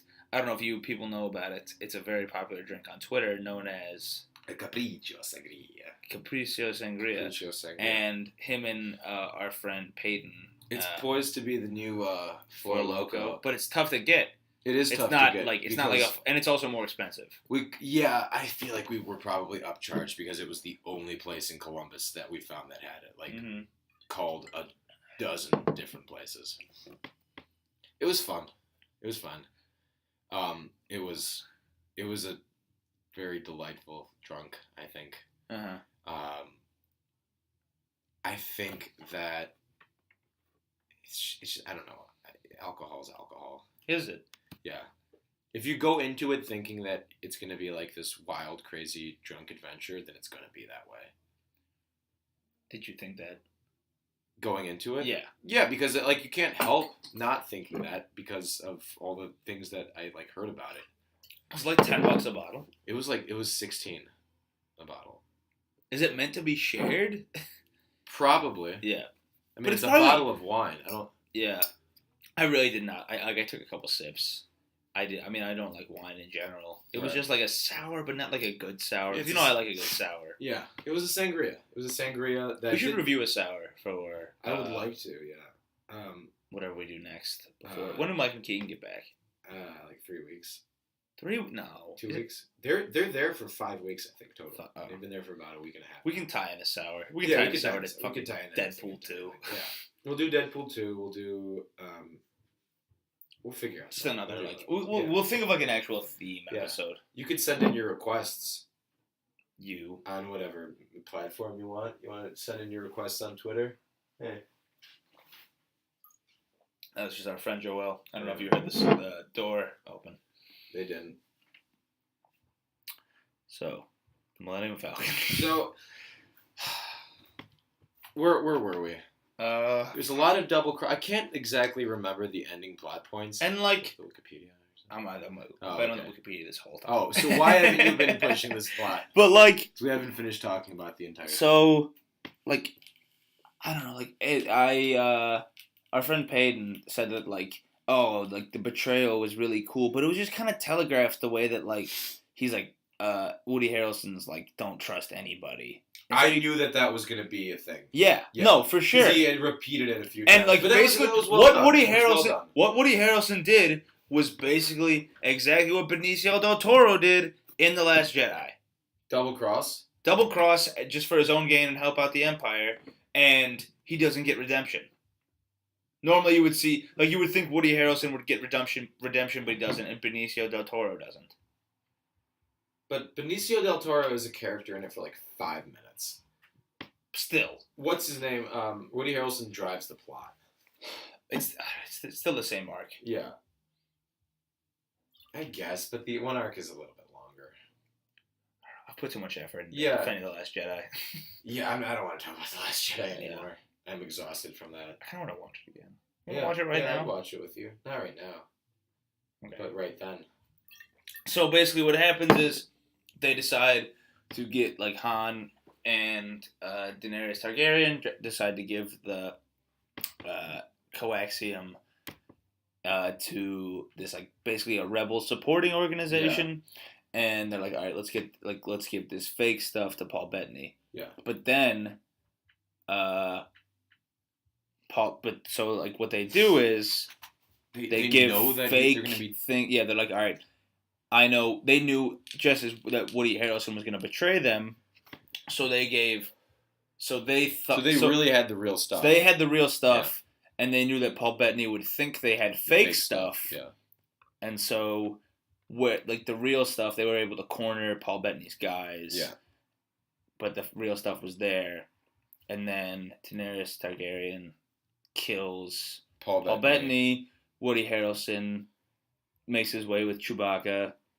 I don't know why. Like, would he just be holding him hostage the whole time? Like, the moment that Woody Harrelson lets his guard down, Chewbacca would kill him. He probably leaves him on the beach. He just needs him to carry them. He literally just needs them as muscle. Okay, yeah. That makes more sense. I thought he was going to, take him along for the ride. So, yeah, he forces Chewbacca all the way to the Falcon, which is parked, way too far away. Yeah. For some reason. But wait. You would think that these smugglers would try to make an easy escape. No, not to the Falcon. Where were they going? They went to the Falcon. No, they didn't, because Yes, Lando they took did. the Falcon. They went to... Beckett didn't have a ship. Yes, he Beckett did. came on the Falcon, though. Where was he leading Chewie? I don't know. Hey. To one of Paul Bettany's ships? But it was really far away? Huh. And, oh my god, how... So when she's leaving and Kira's she's like, all right, I'll be right behind you. I'll be right behind. Like, of course she's not. Yeah. So, things that, they're not obvious the whole time necessarily. You don't think, oh, Kira's going to totally... I don't think... You know what? I'm changing my mind. I don't think she was being a bad actress. I think that, her being... She was acting within the confines of the her movie. character. Yeah. Yeah. She, it seemed like she was not that excited to see him exactly. Uh-huh. And, you could tell that some of the romance was still there, when they're in the closet. But, Who's in the closet? Didn't seem... they were in Lando's closet. It was a joke. Oh. About Lando's certainly not in the closet. Yeah, no, Lando's Lando wants to fuck everyone. Lando wants to... I like the Lando Han. Because, of course Lando's pansexual. Yeah. There's, most things in the universe aren't human. In the universe. What I don't get about the Star Wars universe is that, what is the ratio of humans to non-humans? Because, when you see a fuck ton of weird aliens, there's never two of them. There's never, another weird alien. Yeah. But there's 6 humans there. Yeah. Probably because of makeup costs. Yeah. But, in the confines of the actual films, I think that there's not a majority humans, but it's a plurality. They make up the biggest minority. Okay. They make up the biggest group, I think. Did you know Solo is one of the top 10 most expensive movies ever made? It didn't feel like that. I know. But it was $250 million to make it. I think that's a lot. It'll make that back, though. Will it break $1 billion? No. It'll be it'll get to 750. Yeah, around there. Yeah. Spider-Man 3 in 2007 cost more than this. That's crazy. And I bet it made its money back. Yeah. Fucking John Carter. Remember John Carter? John Carter of Mars. Yeah, that fucking movie from the early 2010s. That did terribly. It wasn't that bad. It wasn't that bad. Good, yeah. It just was marketed. The effects probably look good with fucking 250 plus. The marketing was really bad, and it was a dumb name. Pirates of the Caribbean on Stranger Tides, which is the 4th one, cost $378 million. It's crazy that these movies become so much more expensive as they go. Movies are crazy, man. It's so much money. It's also weird, The Last Jedi cost less money to make than The Last Jedi felt cheap, Superman Returns from 2006, not adjusted for inflation. That's ridiculous. Well, or The Lone Ranger. You got to think about all these costs that go into The Lone Ranger was more expensive. The Lone Ranger was $225 million. You got to think about how much it costs to pay somebody. Lone Ranger was Johnny Depp, who's probably got a $30 and that's why by Stranger Tides for the fucking Pirates of the Caribbean movie. Yeah, all those guys were probably making $50 million. A lot of money. Yeah. And that's why, and number 2 and 3 are Avengers movies, and part of that is just because the cast. Yeah. Downey Jr. gets $50 million himself. Yeah. What did we say? The entire cast. It cost $400 million for the full cast for the 2-part Avengers Part 3 and Part 4. Yeah, that makes sense. $200 for each movie, and then $150 on special effects. Yeah. and No, just like sets and stuff. Yeah. I'm saying each movie. Yeah, each movie. So Yeah. okay. So we're talking about Beckett betrays them, takes the coaxium, and then they betray. So no, they attack Paul Bettany. Yeah. And Kill him. Another betrayal. You're like, but like that scene went on way too long. Yeah, Amelia Clarke is got like, it I'm gonna done. kill you, Han. They just needed to like show his weird dumb weapon. Yeah. They needed an excuse for him to use his melee weapon. I'm shocked that Han could have just killed him so early. She didn't need to. I mean, I guess she needed to kill him for the plot's sake, for her backstory's sake, but like she should have been the one with the gun. She could have killed him with the gun. You know how Harrison Ford has a scar on his chin? Yeah. And in Indiana Jones: The Last Crusade, they explain it by saying he hit him. I thought they were going to do that here. Really? Somehow. Again, a different universe's explanation of this. But we'll get to it. But so Paul Bettany is killed by Amelia Clarke, but like we saw that coming. Like her having Harrison Ford's character, her having Han Solo pinned down wasn't like an intense moment because you're not like. Part of it is because but like even if it weren't a Han Solo movie, you would know that this main character is gonna live. Yeah. So it doesn't have to do with the fact that there's 6 movies afterwards starring him. Right. But then I knew the whole time she was gonna be like, I'm gonna get you. And also when she turned around to slice Paul Bettany, why did she just get his hand? She was not ready. Like Paul Bettany was not ready at all for that slash. Yeah. Like she was just like, I got a piece. Like get like. Stab him. Yeah. Don't swing it. Just like go like that. Yeah. That scene was. It could have been much shorter. Yeah. But like arguing against your point, why have the main character in any sort of danger in any movie then? I'm not saying, but like if you know that the character's not going to die, why have them in a perilous situation? But not in a perilous situation like that where obviously Amelia Clarke is gonna if that were Woody Harrelson. It's different because Woody Harrelson, for as bad as Amelia Clarke may be, she's not gonna kill Han Solo. Right. But Woody Harrelson may, or even or Paul Bettany at any point. Like that scene itself isn't necessarily dumb because it puts Harrison Ford in danger. Han Solo, fuck. Yeah, it's okay. And puts him in danger. Is that Amelia Clarke is the one where it's big thing, but I don't know. She's gonna try it. Yeah. I thought it was gonna have to end with Han Solo making that choice to kill her, and that turns him cold. Ooh. That he's maybe that's how, because this movie is set up for a sequel. This movie is sadly. So we learn. Yeah. So after that all takes place, Han Solo goes after Woody Harrelson. Yeah. And then basically Amelia Earhart takes over. Yeah. For Han kills Woody Harrelson, as Woody's reaching for his gun. Yeah. Did that okay? In Raiders of the Lost Ark. There's that guy, and there's about to be a sword fight. Yeah, it reminded me of that scene. Really? I thought it was supposed to evoke that, where he's like, I've got this gun, and he's trying to make a big deal of it. I thought it was definitely evoking the Greedo scene. No, it was evoking the Greedo scene more, but in my mind, that's what I thought of is the scene in Raiders of the Lost Ark where he just Han doesn't Solo's, hesitate and just shooting that guy. Yeah. Indiana Jones. Yeah. Or David Axel. What's this kid's name? David Axel Rose. What's this kid's name? Alden Ehrenreich. Yeah, Ehrenreich. Ehrenreich. Oh, I'm adding an extra Mike. Eich. Mustard Mike and Ike. It's EHREN Reich. REI. Ehrenreich. Ehrenreich. Don't say. Is that your mom's name? Ehrenreich.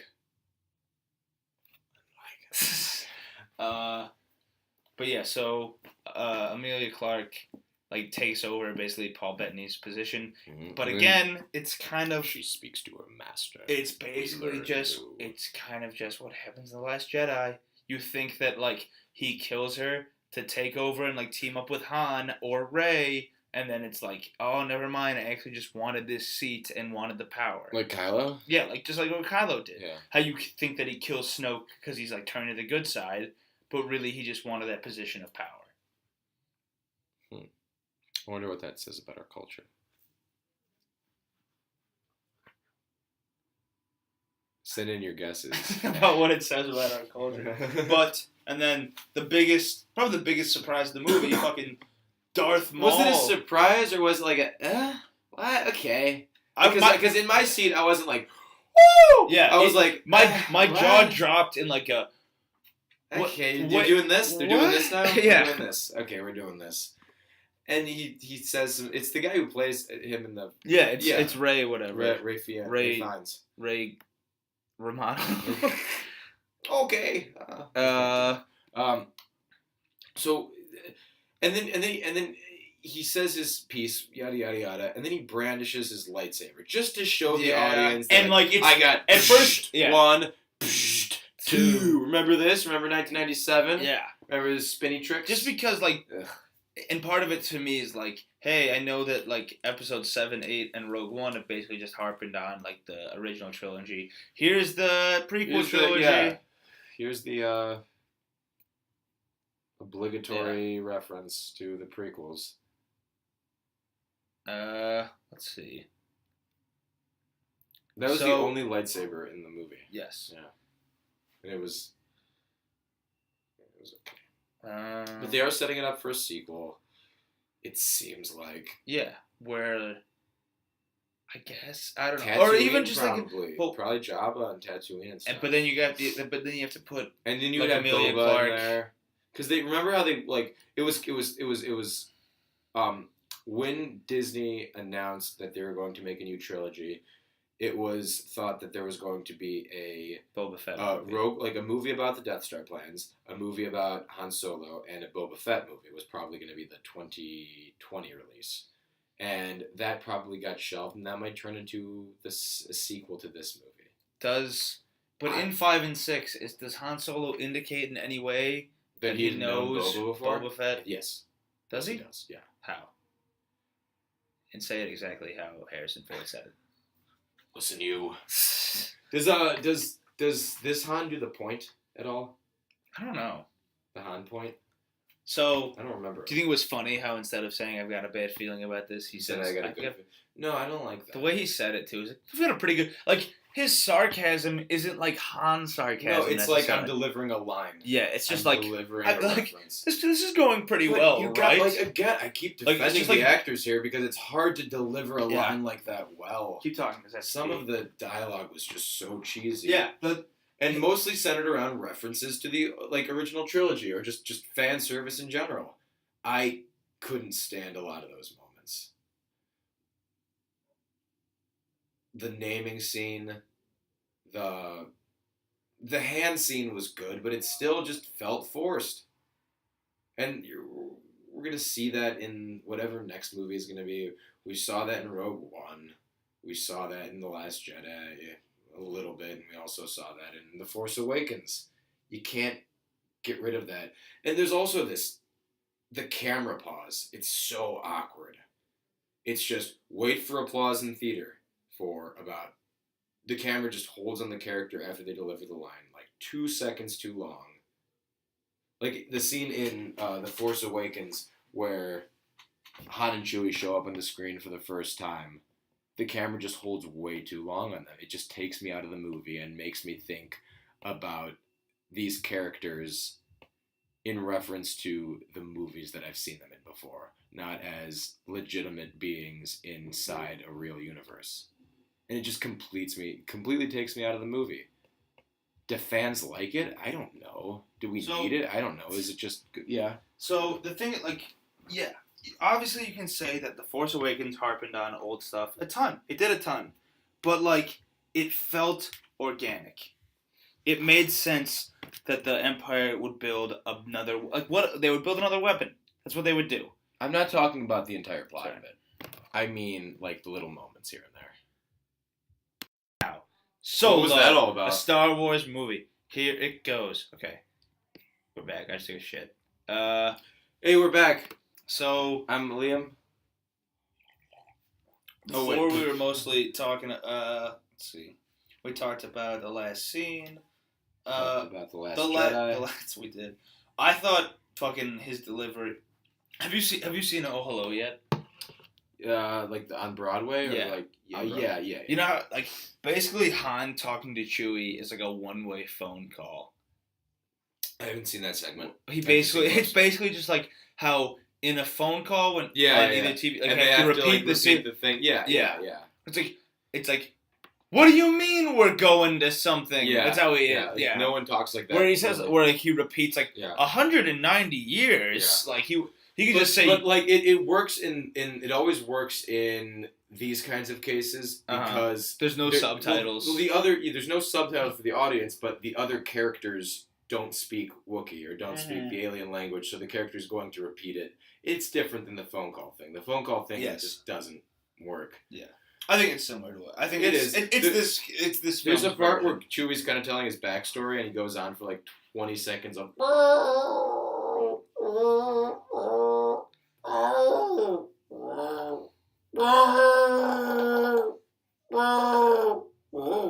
Chewbacca. And it's too much. See, that was really long and annoying. It was like that. What is this? That's Are why you watching something on your phone right now? No, it's someone outside. That's why Chewie, like, he's great if he just has one-liners, one thing to say. It kind of gets weird when he has to talk. And there's never any subtitles. Do you know Chewie's son's name? In the Christmas special, I thought that other Wookiee that helped them out was gonna be Lumpy. Why do you think that they? Why do you think they made a point to say? I don't know if he said family or tribe. I don't know. Do you remember that? Maybe like the point was that like it's all the same. Like there's no distinction That's between the word. Thinking, maybe. It's or like maybe the Wookiee tribe is the family. Or maybe they weren't trying to reference that Chewie had a family because that brings back. Yeah. Or like maybe like this team is a family and like we need to win this. We need to win state for my dad. And then we can make the Travelers. What? Generats. Sports is a reference To what? Kyle and Good Neighbor. Get the best team, get all the coaches together, and make the Travelers. Okay. Or whatever. Moving on. Movie on. You're listening to Movie On with Liam and Antonio. It's a podcast within a podcast. It's our competing podcast. Where we talk about the movies that are just on all the time. Well, Shawshank, The Princess Bride, The Princess National Diaries. Treasure, The Princess Diary. Is The Princess Bride always on? Yeah, I On always what? watch it. Whatever, I don't know when that works. Princess Bride's a really good movie. Yeah, I've watched it more than any other movie. Have you seen My Dinner with Andre? The Giant? Yeah. From Princess Bride? Yeah. Yeah. It's Never mind. it's a great scene. Have you seen that or Master of Disguise more? Yeah. Like under 10 years old, Master of Disguise, over 10 years old, Princess Bride. But I couldn't tell you which one. Okay. Yeah, I don't know. Cause I watched Which one's a better movie? Ooh. I mean, Dana Carvey is a standout performer. He is. And it's really hard to compare him to any other character in The Princess Bride because he's just that good. I think that he And the himself story- is better than any other character. As a man. For sure. Yeah. And the story is just classic, phenomenal. But I'm going to have to go with Princess Bride for this one. It's ballsy. It is. It ballsy. really is. Yeah, it takes two balls to make this kind of. Is Fred Savage sick, like cancer sick, or is he just in bed? No, he's just. Why would you think that he's got cancer? Because it says sick grandson in the Wikipedia. It's like he reads a story. It's not like his sickly grandson. Okay. His grandson's he's got to have his soup. He's gonna get a story by Grandpa. The guy that reads the story played Columbo. Oh, he was Columbo. Mm-hmm. Yeah, I watched that with my family sometime once. It's a show for old people. Seems like it. I mean, I'm pretty sure it was in the 60s. Yeah. He was a detective. What else is Cary Elwes in? Kelly Ehrweis. Is that how you pronounce it? Ehrweis. I know he was in Robin Hood Men in Tights. I don't know how to pronounce his name. Robin Hood Men in Tights. I think that was it. Is he? Yeah. He's in the Jungle Book? Like the recent one? There's a lot of Jungle The Books. 1994 Jungle Book. Did you see the new Jungle Book movie that's coming out? Oh, the Mowgli? Yeah. It seems cool. Bloody. Yeah. It seems like more intense. Yeah. It's directed by Andy Serkis. He's directing it? Yeah. He's going to be in it. He's definitely... I don't know who he plays in it. But he's directing it for sure. Cool. I think it's his directorial debut. Really? Yeah, this is going to suck. Is Do the you remember the Jungle Book's in the public domain? Yeah, right? it's an old story. Do you remember the live action Jungle Book from like the 90s? No, we were just talking. I was just talking about that. Carrie always was in that. Oh, that's what you're talking about. I thought you were talking about the one from like this year. No, the one The live action one from the 90s. Yeah. Yeah, okay. Let's see. It stars Jason Scott Lee, who is best known.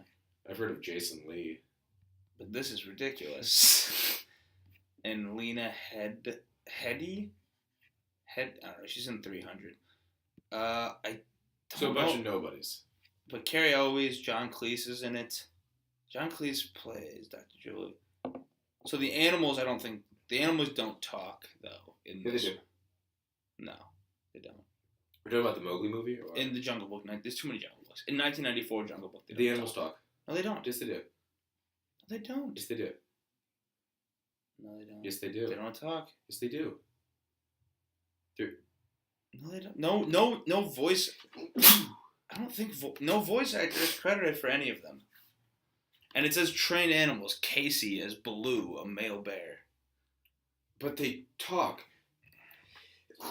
Excuse me. They definitely talk. I remember the Mowgli gets raised by wolves and like he can talk to the wolves. Okay. We're pausing this to see that I'm right. Hold on. Okay. All right, so we're talking about the Jungle Book. We're talking about two different. Are you talking about the second No. There it is. The Jungle Book Mowgli story. Mowgli story? Yeah. That's the one that I remember. That's the one I grew up because he was a kid. I don't want to. It's also the Walt Disney Company. They made so many. So many. Brandon Baker. Josh Rivera. Oh, Jose Rivera. It says. Okay, maybe I remember this one. Brian. Is this one more lighthearted then? Yeah, definitely. Okay. Oh yeah, Eartha Kitt's in it. Fred Savage. So Bahira's a girl in this one though. Yeah. Okay, I love Eartha Kitt. Rest in peace. She's so good in The Emperor's New Groove, as well as Holes. And she in Holes? Yeah, she's Madame Zeroni. She's my favorite Catwoman. Halle Berry, no thank you. Name the other two Catwomen. I don't know. Can you? Michelle Pfeiffer and Anne Hathaway. Oh yeah, Anne Hathaway's. Yeah. Nancy Cartwright's in it.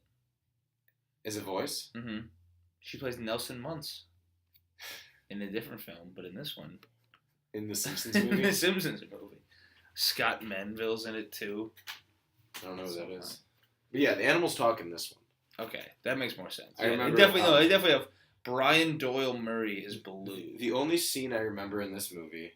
It's so funny. Bill Murray's older brother plays Baloo. Oh, really? And, I didn't know Bill Murray had a brother. And Bill Murray plays Baloo in the most recent one. Yeah. Newish one. There's a scene where Mowgli first gets adopted by the wolves, and his like wolf siblings are like trying to come up with a name for him. Like, what should we name him? And the one little one goes, I think we should name him Pee Pee Poo Poo. And I thought that was the funniest shit in the world when I was 7 years old. And I would rewind that over and over because the little animals just said Pee Pee Poo Poo, and that'd be the name of a boy. It's not the name of a boy. It's the name of your turds. So Disney made 4 different versions of the Jungle Book. I don't think this one did very well. I don't think so. And there's like Wikipedia doesn't have a reception page. So yeah, there was the Jungle Book, and then 30 years later there was the Jungle Book that we talked about. I feel like I remember this one with the one old where man? they don't talk. Yeah, where they're older. I don't remember that. I'm almost certain. But how does he know their names? Maybe he comes up with the names. It's just a different interpretation.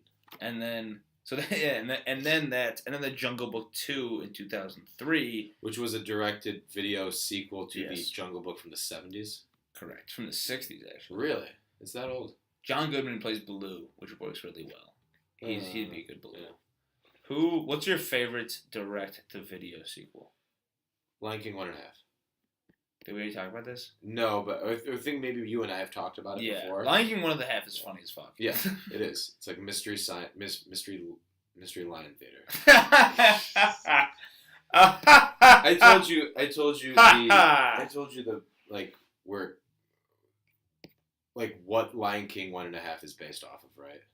I know what it's. You don't have to tell me. But should I say the Rosencrantz thing? and Guildenstern Yeah. are dead. Yeah. Yeah, I know that. You don't have to. What do you, I know that you know. you know that I I'm know. not telling the truth. So you. What the fuck? Sorry, I'm on. I'm on Lion King or not Lion King 2. Lion Kingopedia. I'm on Jungle Book 2, and it says additional voices provided by Baron Davis, the former Cavs player. I don't think that's him. I clicked it and it goes to him. Yeah, Must have been a friend of the studio. probably. What do additional voices usually mean? Just like crowd chants? Yeah, or like Wallace? animal noises. Like it'll be like Frank Welker a lot Yeah, of the but time. he's expensive. Frank Welker don't come cheap, baby. But yeah, I think it's Yeah. like, or just like nameless characters. Yeah. That's fun. Do you think Solo should have been a direct-to-video movie? I think it could have been better as a miniseries, honestly. So, I think they could have thrown more like the young, like the young Indiana Jones, yeah. like movies of like the 90s or whatever. Yeah, I never saw okay, them, but I yeah, know so- they exist. Yeah, I know Like, that too. They could have done Adventures of Young Han Solo as like a 6-part HBO series, or Yeah. Netflix series. Well, because so Disney's making its own streaming service, and I think there's going to be a bunch of Star Wars stuff on that. Yeah. And I think you could have had, but you couldn't get Alden Ehrenreich for that. No. So I think, yeah, You don't think that? You think he's too famous to depends. have gotten him for a 6-hour miniseries? It wouldn't have No. been a mini. They wouldn't have done a 6-hour miniseries. Or like a I don't know, like a short, like a bunch of hour-long things, like a season long, or just like an episode every couple months. Like Yeah, shows yeah. are playing around with formats Like True crazy Detective right kinda now. style. Yeah. Do you know what the first direct-to-video sequel was? For Disney. Yeah, What year was it? Tell me. 1994. In '94. Yeah. That was the same year as The Lion King. So I'm gonna say not Little Mermaid 2. Was it a sequel? Yes. Aladdin 2? Yes. What a good guess. Yeah. It was The Return of Jafar. Return of Jafar, which I liked. I don't remember seeing that one. I remember. I know that there's a third one too that I don't really remember. It's like King of Thieves, I believe, about Is Jafar Aladdin's in that one dad. too? Oh, I don't know if he's I in that don't one. think I've seen that one at all. I remember liking Lion King 2 also was good though. Yeah. Like, that's a good. Yeah.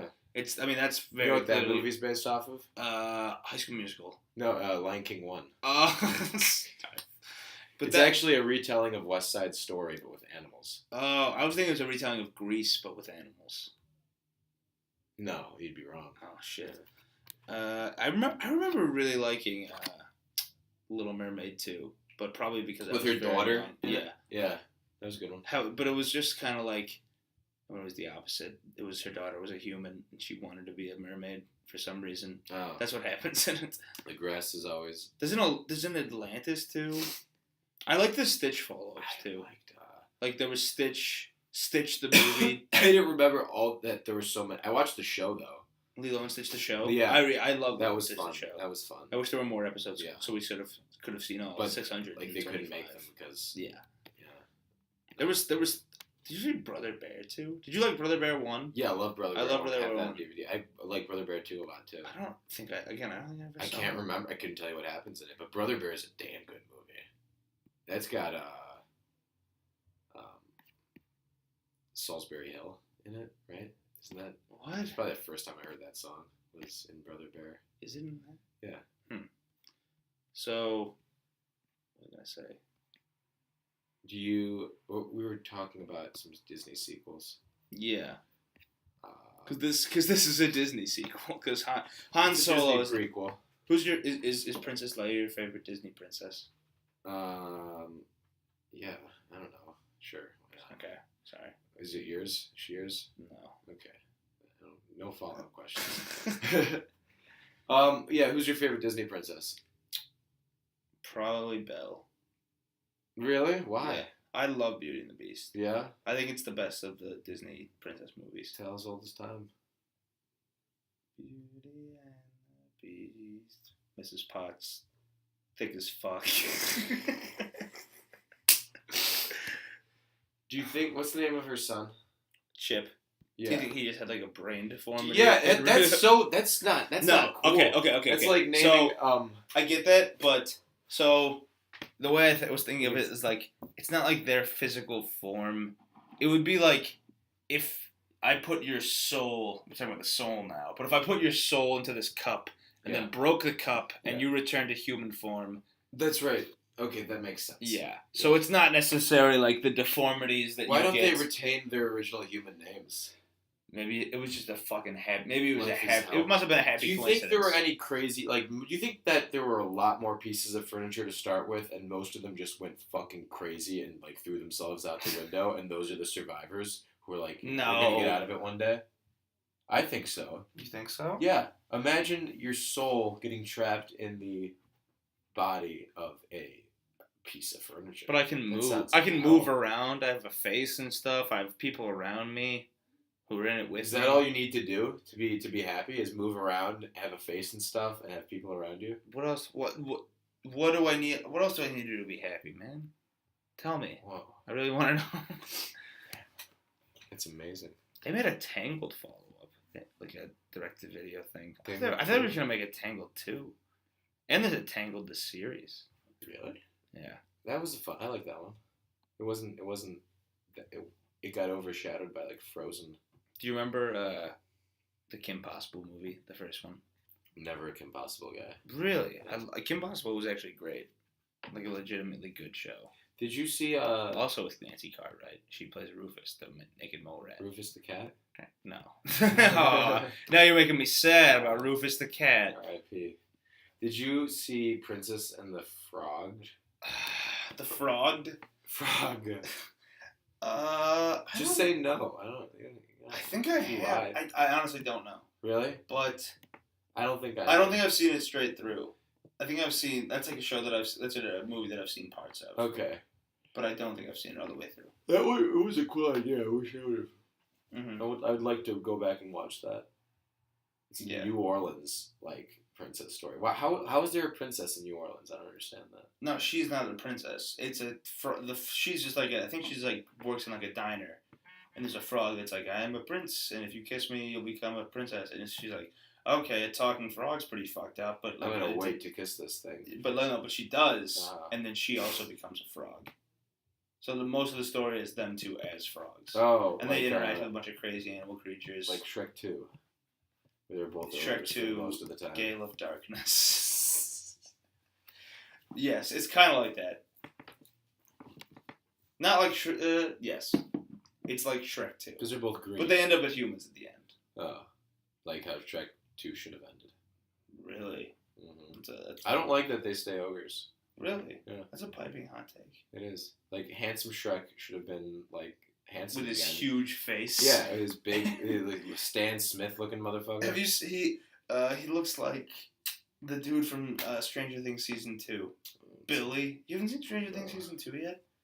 You should watch it. It's good shit. No, I'm done with that show. Why? People ruined that show for me. Who? Everyone last winter called me Jonathan. Oh, get over it. No, I just haven't had time to see it. Oh yeah, ugly Jonathan. Yeah, Jonathan is ugly. Alright, just regular Jonathan. Just call me handsome Jonathan. What do you think Christy Carlson Romano's doing these days? Was she on Everybody Loves Raymond? No. It was Krispy Kreme Romano. Who? Who was this lady? She was in Even Stevens and was the voice of Kim Possible. Oh, I don't know. She's probably rolling on her yacht from that Kim Possible money. Do you think she made more money from Even Stevens or Kim Possible? What, was she like the mom on Even Stevens? No, she's younger. She was like one of the sisters of Lewis. Oh, I didn't see that show. That's one with Beans, right? Yes. Yeah. Probably not. Probably didn't make a lot of money. Those shows probably do not pay that well. Huh. Right? I don't know. I mean, it probably depends what age you are. Like if you probably have to get paid more if you're like a legal adult. It also depends. I feel like there's a lot of protections for children in the acting No, industry. there they have definitely to, are. Get paid, a certain minimum. And they can only work like a certain amount of hours. 10 hours a day, as compared to 14 being the maximum for adults. A lot of actors and actresses who are like creative controls in their projects will like force everyone to do. They're called like child work weeks instead of adult work weeks. Mm-hmm. They just don't want to work for 14 hours a day, which costs the studio more money. But so yeah, I guess kids shows are more expensive to produce. It takes all the longer. extra costs. Yeah, and all those extra costs associated. Today I read that the making of Patch Adams doubled in production Because of all the kids? No, because Robin Williams would just delay the production constantly by just riffing. And that makes sense to me. Yeah. I mean, you hate Robin Williams. I don't hate Robin Williams. Yes, you did. We bring this up last podcast. I have to say it you did. You said once he died, you watched one Robin Williams podcast, not the movie, and then you were done. He's great. I was making up a fib. You're offended. You're offended by my fib. I am. That's the line that you draw with me. Is Robin Williams, because he's great. He doesn't harm anyone. He's nothing. I mean, I put him. He's probably in the middle. I said, you know how I said that like Jim Carrey's worst movies are way better than Adam Sandler's worst movies. He's probably in between there. His worst movies aren't as bad as Adam Sandler's worst movies, but Jim Carrey bad movies are better than Robin Williams. I think he exuded a kind of hilarity that, like, only people like Farley and like there aren't many who could match him, like, just on wit alone. No. Like, he would the stories that I hear about him are the same kind of stories I hear about guys like Chris Farley. Yeah. Like, just constantly making the room laugh no matter what. Always being hilarious. Always effortlessly. Yeah. And that's the reason we talked about him last time, was because we were talking about the live-action Aladdin movie. Yeah. So that's why you have to go another way, because there's no one that can do that. He just riffed. So much of that was riffed, too, which is crazy. There was a video I watched today of him, Whoopi, and Billy Crystal's trying to present an award at some award show in like the 90s, and obviously the scene was edited out or like shortened when the thing was broadcast later, but they all come out on the stage together, and Billy Crystal keeps trying to read the monitor to give out the award or say who the nominees are. Yeah. But Robin and him and Whoopi just riff. The video is 9 minutes long. Them just going from one bit to another, segueing. Mostly like Crystal playing the straight man and allowing Robin to be the goofy guy, and then Whoopi like joining in every now and then. You would love this. And you hated it because you hate. I hate Robin Williams. But I love Billy Crystal's. He played Rio de Janeiro in the Han Solo movie. What? That guy, Billy Crystal. It says comic relief number 5. Robin, Billy, and Whoopi, and the introduction from hell. Yeah, that's funny. You want to pause this and watch it? No, we'll be okay. All right, we should probably wrap this up. Damn, we did not talk about Solo for a while. We went off on a lot of tangents. Yeah, but we talked about it. We did. I don't know. I think it's my least favorite of the new 4. Have there been 4 already? Damn. Yeah, 8, 9, Rogue One. Yeah. And, Solo. Yeah. I think, my order is probably, like, Last Jedi at 1, and then Rogue One, Force Awakens, Solo. Really? Okay. My thoughts about these movies change a lot. Uh-huh. I think I end up liking all of them a lot more upon second viewings. Mm. But it doesn't seem like a movie that lends itself to second viewings. I'm not gonna watch it a second time in the theater. Yeah. But I will. It'll be a fun movie to watch later on, in like 6 months or a year. It said critics praised Alden Ehrenreich. I don't like it's he did a good like Harrison Ford at some points. I don't know what it is. Just there was just something about his delivery, something about his voice, and in my mind I'm thinking like, all right, maybe just separate this from Harrison Ford. Yeah, you have to do that. To do that. But That's why I really loved him. I was able to do that. I thought he was great in this movie. He was great. Lando was great.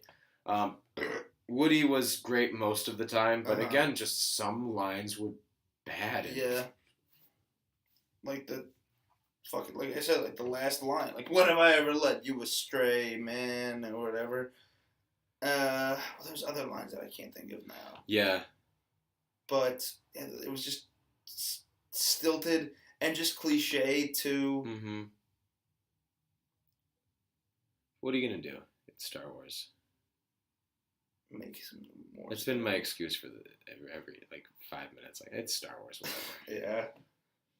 It was fun. I had a great time. It was a space western. It felt like I think so.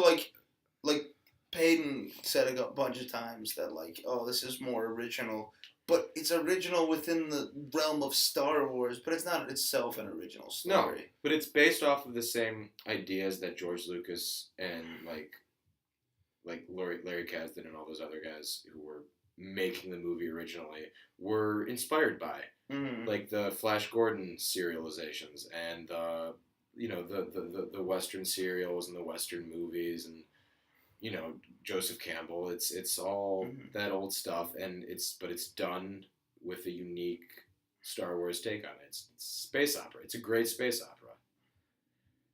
Where the other prequels or the other sequels have failed besides Rogue One is that they don't have the same kind of drama that the rest of the main series has, and I think this one really captures that very well. I don't think so. Which one's specific? I think Last Jedi. I obviously I'll defend.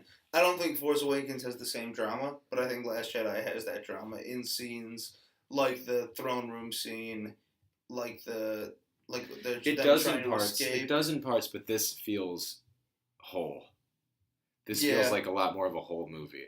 And it was 2 hours and 30 minutes or so, I want to say. It's probably 2:15, 2:20. It felt long. It didn't. It felt like there was a lot going on, but it never dragged. But no, it didn't drag. It felt like there were parts where that should have been longer. This might be the end. You could, yeah. There were parts that went. There were parts that were probably. I didn't think they were gonna show Lando again. Really? No. The epilogue was a little long, and it probably could have been done. I don't know, in a different way, but you had to like. In like a post-credits. You had to, yeah, but Star Wars doesn't. You can't do that. But they had to wrap it up in some way, I guess, with some levity after the action. But that's never. I'm usually not a fan of that kind of thing. And they don't like Star Wars hasn't really done that. It's always kind of like just cut. Yeah. To. Yeah, I mean, like. There's either a celebration or there's a lot of pain going on. Yeah. At the end of a Star Wars movie. Yeah. But it's a different thing, and they wanted to set it up for a sequel, I think. So what do you think that I had this idea when we were leaving the theater that perhaps if and when they make the Obi-Wan movie, will it tie in to this movie at all?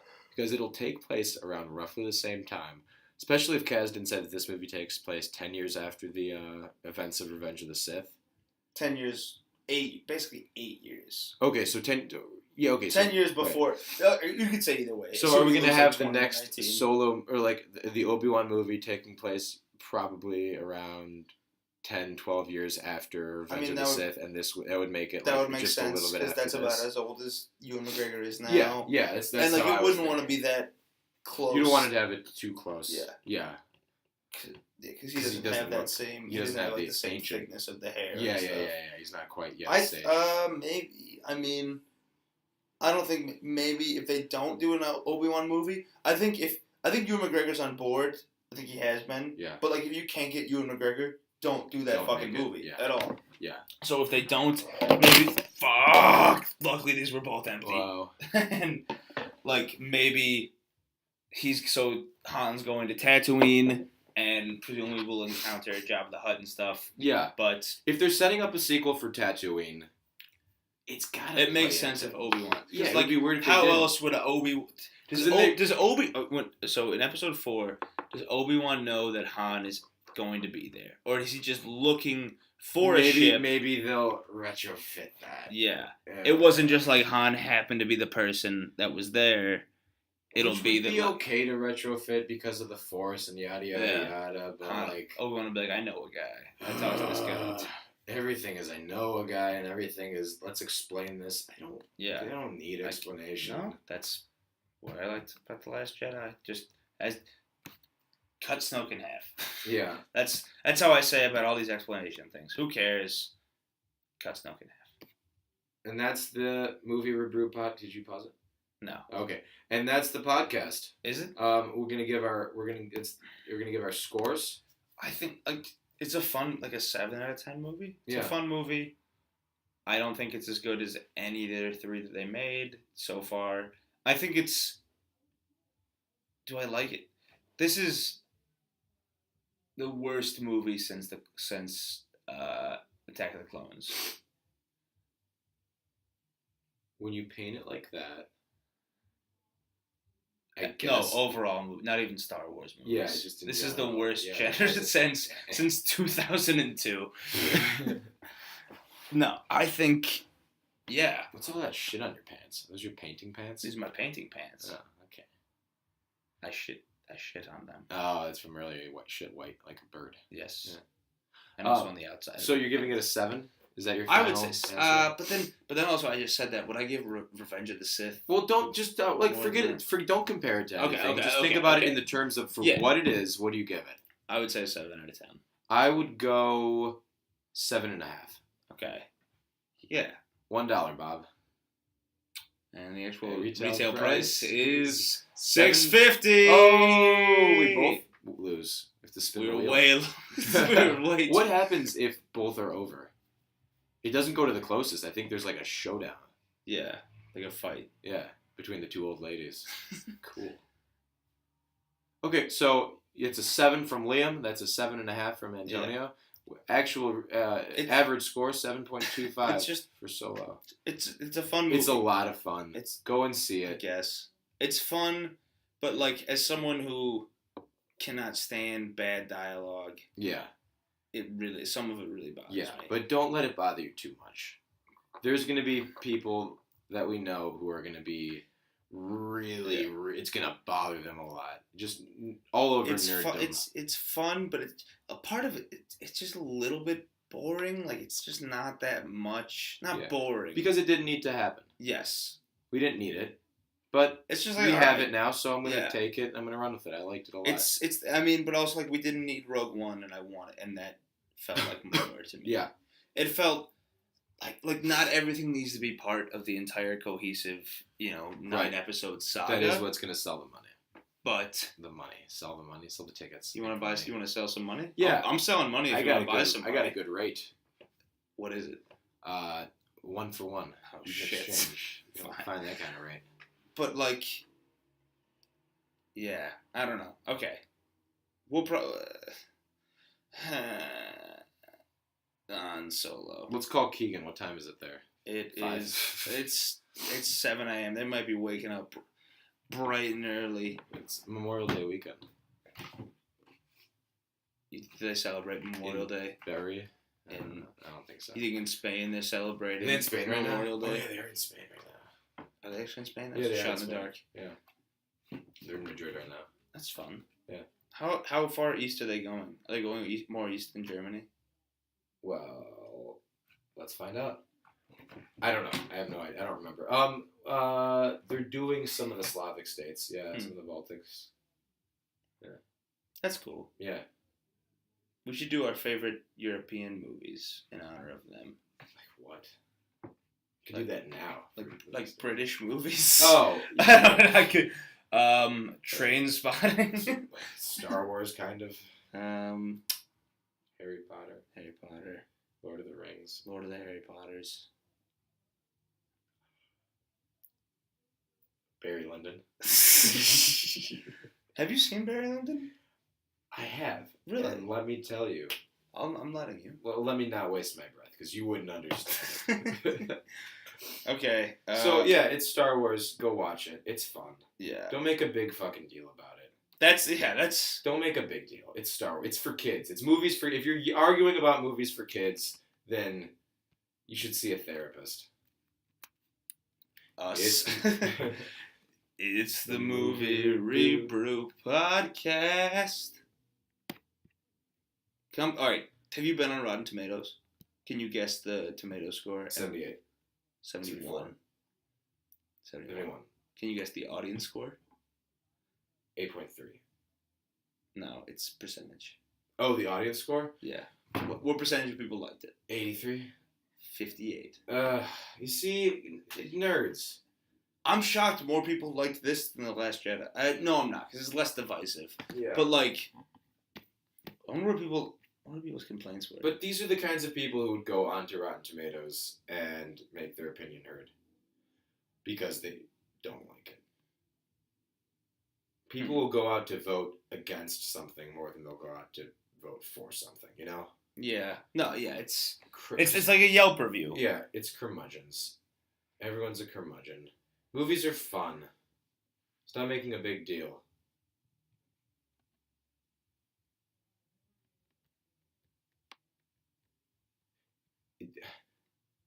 It's the movie ReBrew pod.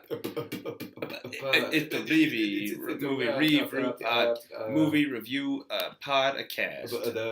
That's all, folks. Oh my god, so many of those. A lot of the negative reviews are like Racist. Solo an SJW story. No thanks. It said soy low. What does that mean? That's Soy, not clever. Soy boy is like a thing that people say now. Like alt-right people. Maybe not alt-right, but like just like conservative people to like make fun of like what they think are like SJW. Men. Soy boys? Soy boys. That's not clever. I know. Snowflake is a clever term. I like that. Why was this movie ever made? Sorry. All right. Let's see. Why? You want to talk? You heard it here last. Why was this movie ever made? Do you want to talk about anything else, or do you want to just cut it here? Have you watched anything this week of interest? Avengers? Of interest. Oh, of interest. No. I watched Tommy Boy earlier today. Really? That's fun. Is it fun? Yeah, I've seen it before. Have you seen it? Is Tommy Boy the solo of Chris Farley movies? Chris Farley movies. Yeah. Who do you like more, Chris Pratt or Chris Farley? Chris Pratt. Because I've seen him in more things. I'm not going to pretend I've seen everything that Chris Farley's been in. I think Chris Farley. You probably have. I think Chris Farley's overrated, especially by our generation and our demographic of people. And I said that, and my cousins nearly crucified me. We grew up with the best of Chris Farley on SNL being like one of the first like SNL thing or like things that were on Netflix that everybody like loved when we were in high school. I have those of like Will Ferrell on DVD. Yeah, and the Will Ferrell ones were also pretty popular. Yeah, but a lot like most of us didn't grow up with the movies. No, and he's got 2 movies. He does that. He has 2 movies. He has Tommy Boy. He's Tommy Boy and Black Sheep, and he's in like Billy Madison, I think. But he has 2 movies that are his own. That are popular. Yeah. He's got a few others. Really? Yeah. Like that one, Almost Heroes, where he's he's on a expedition that tries to beat Lewis and Clark to find the Pacific Ocean. Oh yeah. That one was really funny. I like that one. It's him and whatever. He was supposed to be Shrek. Yeah, I know. Have you seen the animatic of it where he's voicing? No. It's Have I? Yeah. Is it a different feel? It is a different feel because he's doing an American accent. The ogre's like, it's like. Is he dumber? He's like white. He's not. No, he's the scene that they have online. He's like reconciling with like his emotions, so he's pretty sad talking to Donkey, who's like still Eddie Murphy at the time. Is it the scene where it's like they judged me before? I think it's a scene that didn't cut, that didn't make the cut. More like a screen test, I think. And it's really good. It would have been a completely different movie. Mm. He's not green. The character design is different. What color is he? He's probably just like a white guy. He looks more like a guy, like a monstrous guy. Oh, than like an actual ogre. Well, I don't think that. I think that are ogres normally green? It depends, because like in Lord of the Rings, they're not. Mm-hmm. Wait, no, those are orcs. Yeah. Yeah, I think ogres. They look like. It's just like a grotesque. It's a concept that usually just means grotesque. Okay. Yeah, they don't have the ears usually in the green face. Okay. I'm sweating a storm. I'm so tired. I'm dead. Let's talk for 2.5 more hours. I gotta go throw drops in a cat's ear. Oh yeah. Is that like an innuendo? A euphemism. It's an innuendo. All right. Follow us on Twitter at MCCoolFriend and at Starvin Garvin. Follow at Movie ReBrew Podcast. Listen to us on iTunes, SoundCloud. Recommend us to your parents. And just like call us up sometimes. Yeah, like if you're doing something fun, why aren't we there? Yeah. Like, is it? Can you like invite us out? Like we wanted to go out tonight, but like you guys, we're stuck in here doing this stupid podcast. Damn it. Everybody's hanging out. Everybody's drinking. I wish I could have stayed downstairs. serious and like actually been like, yeah, what the fuck? Everybody's downstairs having a good time.